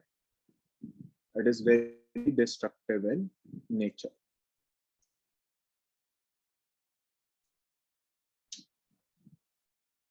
Very destructive in nature. तो एक तो लहर, आई थिंक लहर मास मूवमेंट है क्योंकि ग्रेविटी की वजह से हुआ है। See rain was the initial agent लेकिन हुआ तो ग्रेविटी की वजह से है ना, वो वाली। ओके नेक्स्ट इज, कितने हो गए? 5 पॉइंट है टोटल। Fourth point is, like fourth point is basically like, हाँ like landslides absolutely. Fourth is composite cone, composite cone और strato volcano, strato volcano. Composite cone और स्ट्राटो वोल्केनो ये क्या होता है? See, this is basically an explosively formed. This is, हाँ layers के अंदर जो बनता है, explosively formed mountain, right? Having alternate layers of lava and ash. alternate layers of lava and ash. तो बेसिकली क्या होता है, देखो एक्सप्लोजन की वजह से या किसी भी और मेजरली एक्सप्लोजन की वजह से इसके अलग अलग लेयर्स बन जाते हैं। इतना याद रखना है, अलग अलग लेयर मिल जाते हैं, जैसे लावा ऐश लावा ऐश लावा ऐश लावा ऐश, राइट। ये अगर ऐसे बन जाए, right, and it has steep sides, it has steep sides, steep sides होते हैं। तो बस आपको स्ट्रैटो कौन से पता होना चाहिए, ऑल्टरनेटिव लेयर्स हो जाते हैं, ऑल्टरनेटिव लेयर्स हो जाते हैं, राइट। एक्चुअली 6 पॉइंट्स हैं टोटल, अभी कितने आए, 4 ना, बस कंप्लीट हो जाएगा। Fifth is parasitic cones, parasitic cones. See ये सिंपल है, फिर से आप देखिए नाम ही बता रहा है पैरासाइट क्या करता है। तो आप देखिए this volcano, volcano. See parasitic कौन है, सी हो सकता है कोई एक इंट्रूसिव इंक्लूजन, या यहाँ पे एक डाइक ऐसा बन जाए, आपको पता डाइक तो होता ही डिस्कॉन्कॉर्डेंट है ना, एक इंट्रूजन ऐसी बन जाए जो खुद से एक वोल्केनो यहाँ पर क्रिएट कर दे साइड, लाइक वो इसका मैग्मा छीन के साइड में खुद वोल्केनो बना रहा है, like this is basically a secondary pipe. See intrusion ऐसी भी तो बन सकती है ना कि जमीन से होती हुई वहां पहुंच गई, एक सेकेंडरी पाइप बन जाए या सेकेंडरी डाइक जो है, जो मैग्मा ओरिजिनल उससे छीन के दूसरी जगह फेंक रहा है, राइट। तो ये sir parasitic cons will be counted, हाँ इंट्रूसिव, बिल्कुल इंट्रूसिव है, बिल्कुल एब्सोल्युटली करेक्ट, इसलिए मैंने डाइक वर्ड यूज किया, राइट, डाइक यूज किया।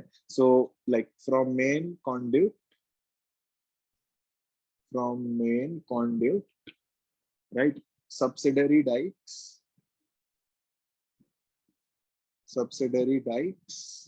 or pipes may reach surface,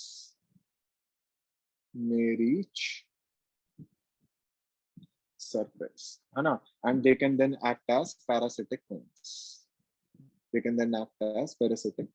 है ना, ओरिजिनल पाइप से वो वाली सारी चीजें लेके आएंगे,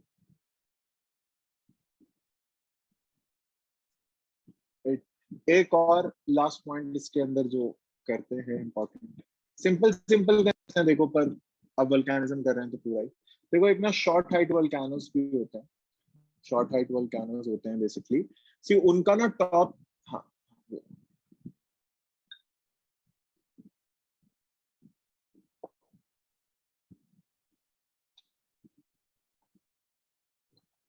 ओके, अब देख सी क्या होता है, शॉर्ट हाइट वल्केनोस होते हैं, कुछ शॉर्ट हाइट वल्केनोस होते हैं जिनका ना टॉप कुछ ऐसा हो जाता है, ट्रंकेटेड, लाइक यस। अच्छा, इसका नाम है सिंडर कोन। सिंडर मैंने आपको बताया half burnt material, see again same concept है। सी लेट्स से मेन कॉन्डक्ट पाइप जो थी वो ब्लॉक हो गई थी एसिडिक लावा की वजह से, कि भैया एसिडिक लावा की वजह से मेन पाइप ब्लॉक हो गई थी, तो बर्स्ट हुआ, और हाफ बर्न्ट मटेरियल जो सिंडर है, हाफ बर्न्ट मटेरियल कुछ बड़ा रॉक जो है वो ऊपर गया होगा हवा में, ऊपर से वापस आया तो जो हमारा क्रेटर था उसे तोड़ ही दिया। मैंने बताया आपको सिंडर क्या होता है, हाफ बर्न्ट मटेरियल। तो लेट्स से एक्सप्लोसिव, वो क्या कहते हैं, बर्स्ट के कारण एक बड़ा सा वो क्या कहते हैं ऊपर गया, सी let's say this is a volcano, इससे बाहर कुछ निकल रहा है, ब्लॉक हो गया, बर्स्ट हुआ, तो इसमें से एक ये निकला बाहर हाफ बर्न्ट, ऊपर गया और धैड इसके ऊपर बजा, तो इसका कोन के ऊपर का थोबड़ा बिगाड़ दिया इसने। तो जो सिंडर कोन होता है basically it is small small cone shaped hill.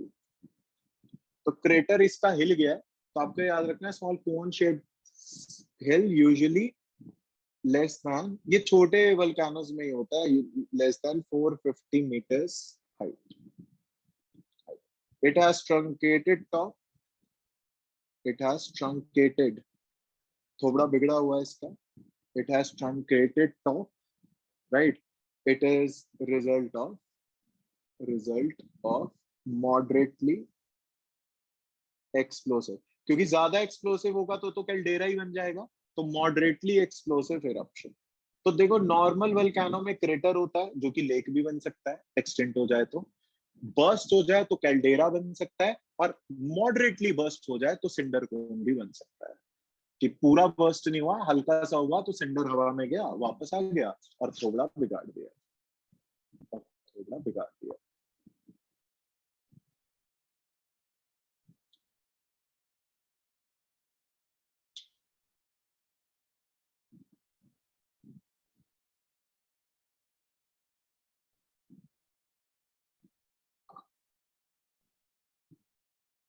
No no no, these are additional points Prateek, these are additional points, additional points के मैंने 6 पॉइंट्स लिखवा दिया, एडिशनल पॉइंट्स। एक्सक्लूसिव तो छोटा सा था, स्कॉच किया। एडिशनल पॉइंट्स में बताया क्रेटर क्या होता है, कैल्डेरा क्या होता है, लहर क्या होता है, कॉम्पोजिट कोन क्या होता है, पैरासिटिक कोन क्या होता है, सिंडर कोन क्या होता है, सिंडर कोन क्या होता है, राइट वो, है ना। हाँ ब्रेक कर रहा हूँ, ब्रेक कर रहा हूँ, एक सेकेंड। चलो चलो ब्रेक कर लेते हैं। See just tell me, is this clear to all of you? ये क्लियर है सबको, वल्केनिज्म वाला पॉइंट, है ना। तो आप देखिए मैंने अपनी तरफ से पूरी कोशिश की है सब बताने की। कुछ लोकल पॉइंट्स होते हैं इसके अंदर, कुछ लोकल नेम्स होते हैं, वो दिखा दूंगा वो ब्रेक के बाद जो है। ब्रेक ले लो 10-15 मिनट का, फिर स्टार्ट कर।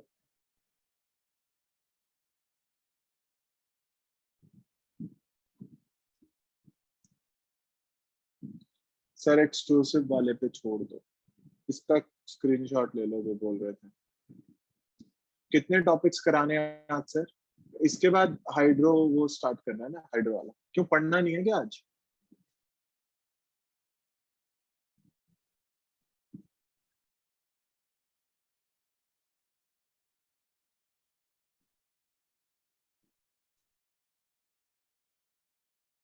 हाँ एक्सक्लूसिव वाला भी। तो इसके कुछ स्मॉल पॉइंट्स भी लिख के ही जाना, 2 मिनट लगेंगे, कंप्लीट हो जाएगा। मौसम कितना अच्छा है बाहर, पढ़ना है फीवर है। अरे यार, okay okay okay okay okay,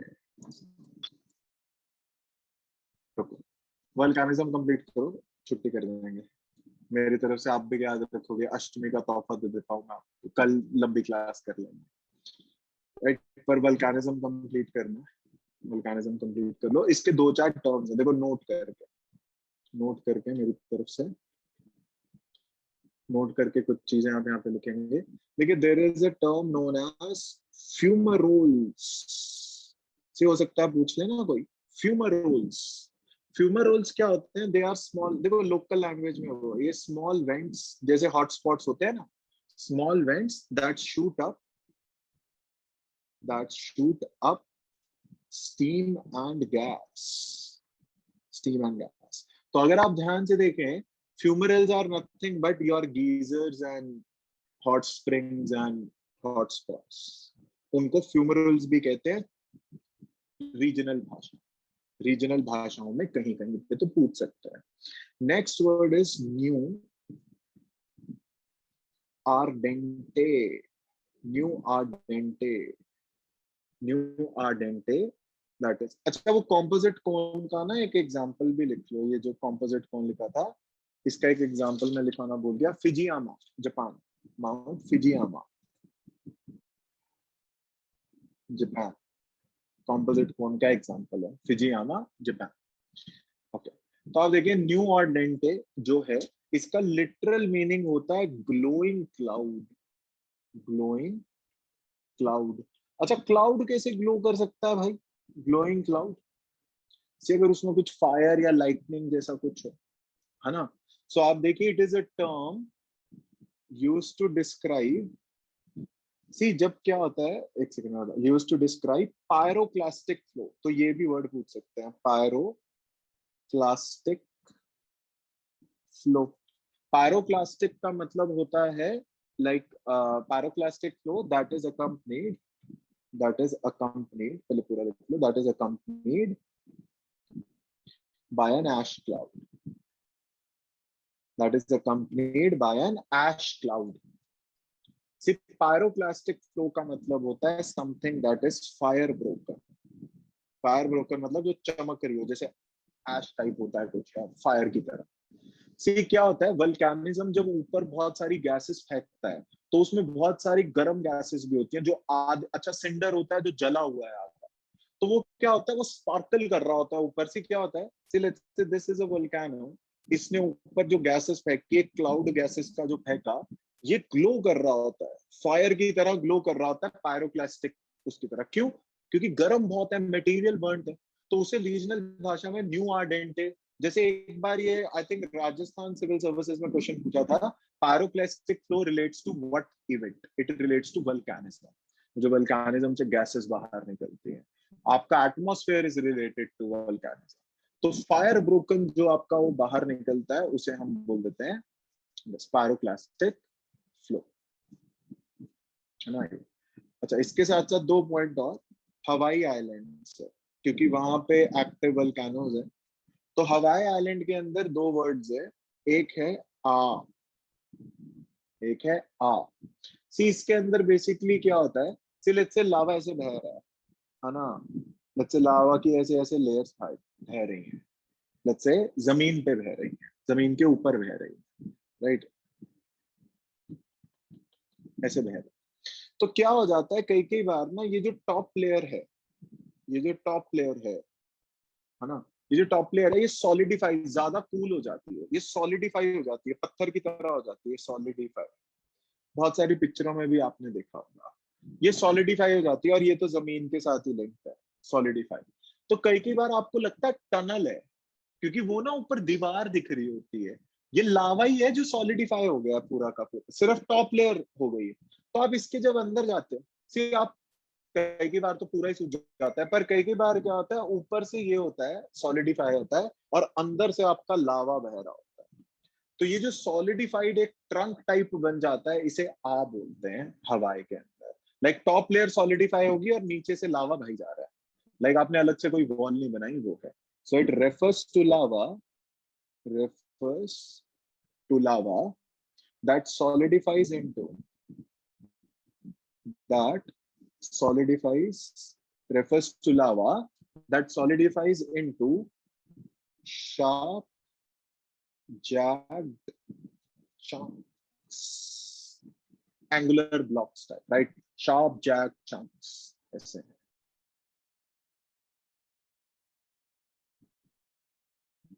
right, similarly इसके साथ एक और है, सेम पॉइंट है, पाहो, पाहो हवाई आइलैंड में ये भी है, ये भी सेम चीज है। सिलेट से ये लावा बह रहा है, तो ये जो टॉप लेयर है, इसके नीचे जो लावा बह रहा है, ये ना रोप की तरह, एक थिन रोप की तरह सॉलिडिफाई हो जाती है या कूल हो जाती है ना। तो रोप की तरह, रोप लाइक कॉइल्स, जैसे वो घूम घूम के बन जाते हैं ना, तो इट इज लाइक दिस, सी ऐसे टॉप लेयर, और नीचे से लावा बहता रहता है, नीचे से लावा बहता रहता है। तो ये भी वही चीजें हैं, सी रेफर्स टू। अच्छा नहीं, बेसिकली ये क्या है, इसके अंदर सॉलिडिफाई होकर टॉप लेयर नहीं, इसमें ब्लॉक्स बन जाते हैं, सॉलिडिफाई होकर पत्थर टाइप बन जाते हैं, angular, this is angular blocks. तो एंगुलर ब्लॉक्स बन जाए तो हम बोलते हैं आ, और जब ऊपर रोप लाइक स्ट्रक्चर बन जाए उसे बोलते हैं पाहो। तो ये भी आप लिख सकते हो, लावा में कूल क्विकली, ये हवाई में ही है ये वर्ड्स, में cool quickly to develop thin skin, to develop thin skin. If, right, if lava continues to flow, if lava continues to flow underneath, continues to flow underneath, the surface wrinkles, the surface wrinkles into rope like coils. तो आपसे सीधा question ये आएगा कि रोप like coils में अगर लावा solidify हो जाए, राइट, उसे क्या कहते हैं? तो इसे हम कहते हैं कॉल्ड पाहो, पाहो। और अगर एंगुलर ब्लॉक्स में हो जाए, शार्प जैक चंक्स, या एंगुलर ब्लॉक्स में हो जाए तो आ, तो आ और पाहो, right? This is important from volcanism point of view. A and Pa हो.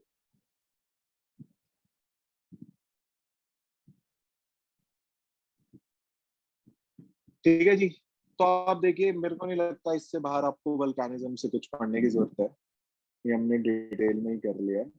बस अब एक ही टॉपिक मेरा रह गया, दैट इज हाइड्रोग्राफी और मॉनसून. बाकी सबके हम ओवरव्यू करेंगे, है ना. वो हम वैसे कर सकते हैं. Now what I want to ask you is, क्या कल हम 5 बजे क्लास स्टार्ट कर सकते हैं? लाइक हिस्ट्री में थोड़ा जल्दी कर दूंगा जो हिस्ट्री बैच के स्टूडेंट्स हैं. और दिस, और किसी को कोई प्रॉब्लम है उसके अंदर?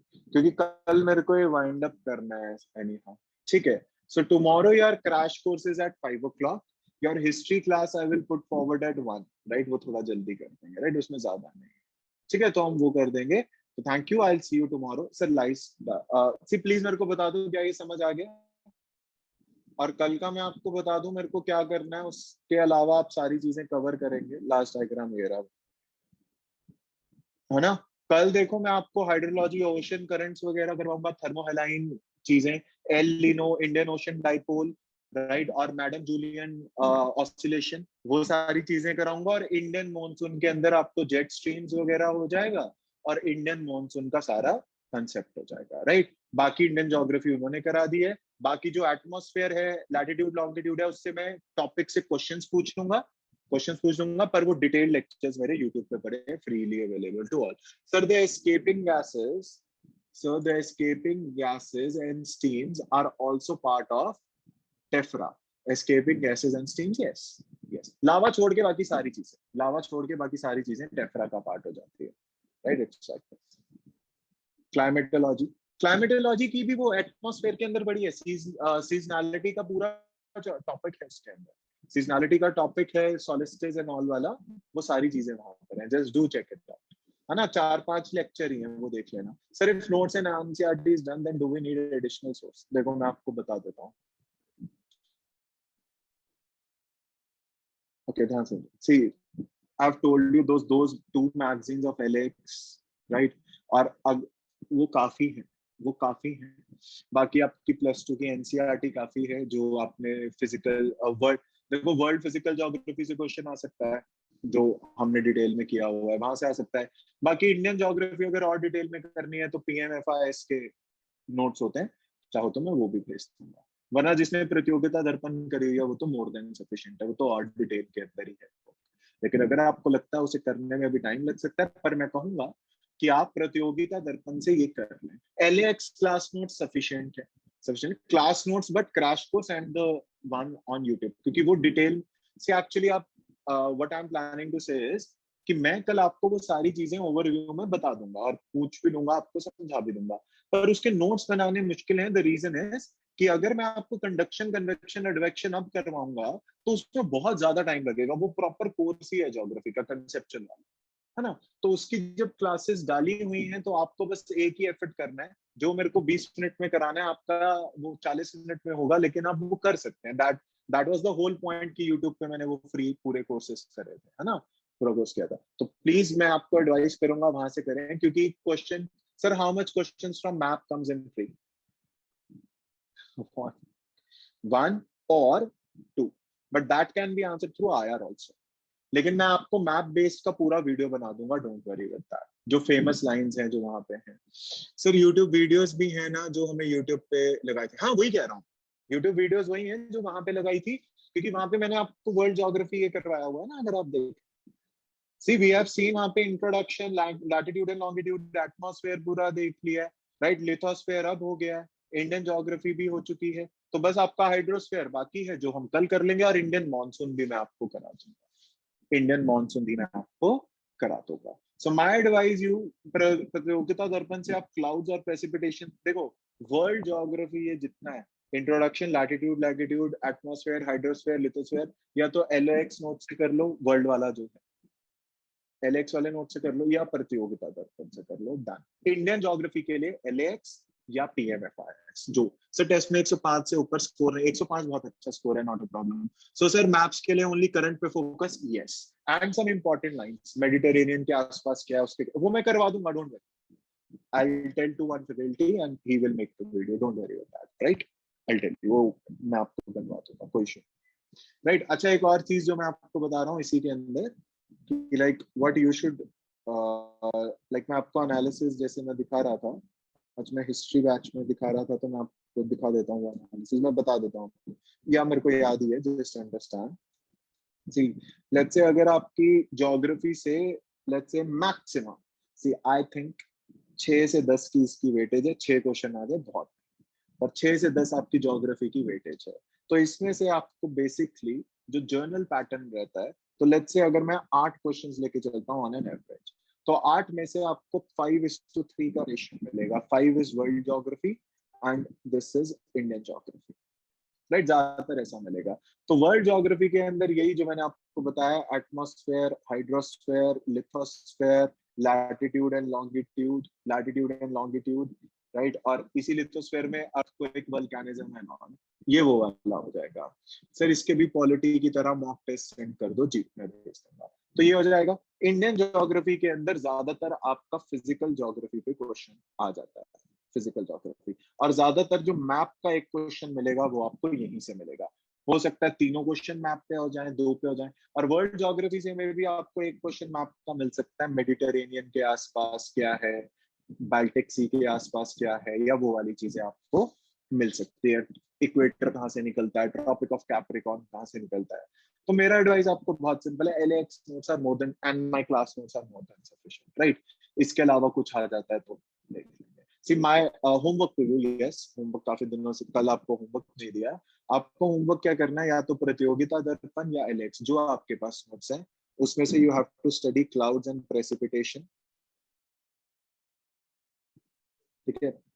क्लाउड्स एंड प्रेसिपिटेशन आप पढ़ेंगे वहां, एक तो ये वाला topic. You will study about cyclones, है ना, कि ट्रॉपिकल साइक्लोन क्या होता है, टेम्परेट साइक्लोन क्या होता है, दोनों का डिफरेंस। पिछली बार क्वेश्चन आ गया तो मैं एक्सपेक्ट नहीं करता हूँ इस बार आने का, इसलिए मैं आपको पढ़ने के लिए कह रहा हूँ। मैं बिल्कुल पॉइंट्स लिख पाऊंगा, मैं रिवाइज करवाऊंगा साइक्लोन्स वगैरह, क्लाउड्स एंड प्रेसिपिटेशन, और आप चाहो मानसून में करवा दूंगा।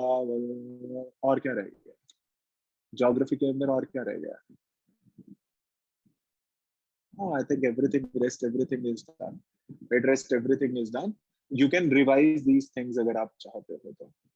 हाँ, फ्रंट्स वगैरह, हाँ साइक्लोन्स लिख दिया, साइक्लोन्स लिख दिया मैंने, साइक्लोन्स लिख दिया। और क्या है, आई डोंट थिंक और कुछ है। हाँ, एक टाइड्स वाला चैप्टर पढ़ लिया, अच्छा रहेगा, जस्ट स्टडी वन टाइड्स। तो मैंने आपको ये 3 होमवर्क दिया है, बाकी सब आपका क्लास में कवर हो चुका है। हाइड्रोस्फेयर और मॉनसून में कल करवा दूंगा। आपका एल नीनो, अपवेलिंग, थर्मोहलाइन, वो सारी चीजें हम कल करवा देंगे, कल 5 बजे आपका, जो कल लास्ट क्लास है आपकी ज्योग्राफी की। बाकी सब everything is clear. Indian geography का पूरा प्लेलिस्ट भी है यूट्यूब पे, चाहो तो आप जो नए स्टूडेंट्स है स्टार्टिंग वाला वहां से देख सकते हैं, क्योंकि कल मैं रिवाइज करवाऊंगा। तो let's say if you don't know low pressure belt क्या है, हाई प्रेशर बेल्ट क्या है, तो वो थोड़ा सा दिक्कत हो जाएगा। इतना बेसिक्स आपको एक्सपेक्ट करते हैं हम क्रैश कोर्स में आने के लिए, ठीक है। चल जाएगा, चल जाएगा। तो आज आपकी छुट्टी करते हैं, आज आपकी छुट्टी करते हैं। I'll see you tomorrow. I'll see you tomorrow. The video will be posted on YouTube. You can see there because I've promised पूरा playlist वहां पर। Happy Ashtami to all of you. And see, मेरे को बहुत सारे बच्चों का text भी आ रहा है, और आप लोगों का भी मेरे को लग रहा है आप बहुत सारा लोड ले रहे हो अपने ऊपर, ठीक है राइट, राइट। 14 मई तक, जब तक आपका क्रैश कोर्स है, दिन रात एक कर दो। आपको मैं कह रहा हूँ 14 मई के बाद 4 दिन की छुट्टी मेरी तरफ से आपको ऐश करनी। 14th मई, 14th मई के बाद 14 टू 18, 4 दिन बहुत होते हैं, सोना पूरा 4 दिन पूरा रिलैक्स करना, पर अगले कितने 10-24 दिन आप पढ़ाई को दे दो पूरे। अगले 24 दिन दे दो, 4 दिन ब्रेक लेना, उसके बाद जो 1.5 महीना बचा है वो आपकी रिविजन, वो आपकी revision. Are you getting this? Self study, कोई क्लासेस नहीं, सेल्फ स्टडी। बीच बीच में आपको 5-10 मिनट के लिए यूट्यूब पे मिल गया तो मिल जाऊंगा मैं इंपॉर्टेंट टॉपिक्स का बताने के लिए, लेकिन आप सिर्फ सेल्फ स्टडी करेंगे। तो वो सेल्फ स्टडी वाले जोन अभी से ना स्टार्ट कर दो। See what I am planning to say, कि अभी दिन का क्रैश कोर्स चल रहा है, दिन फ्री है, हिस्ट्री सबसे कंप्लीट हो जाएगा, तो बाकी तो आपके पास टाइम है ही। But what I am planning to tell you is कि अपना ये जो 24 दिन है, इसके अंदर बहुत सारे लोग ना क्लासेस छोड़ देते हैं, पढ़ना छोड़ देते हैं, कि अब तो सेल्फ स्टडी करेंगे खाली। Are you getting this? तो वो 14 में से बहुत टाइम है सेल्फ स्टडी का। Are you getting this? पहले अपना सारा पढ़ाई पे फोकस, क्योंकि अगर ये टॉपिक्स आपको नहीं आते तो स्टैटिक वीक है ना, तो वो कवर करना है, ठीक है। तो धन्यवाद सहित, see you tomorrow, all the best, happy Ashtami to all of you, and yeah relax, और ज्यादा टेंशन लेने की जरूरत नहीं है, राइट, आई वाज किडिंग, ठीक है, थैंक यू।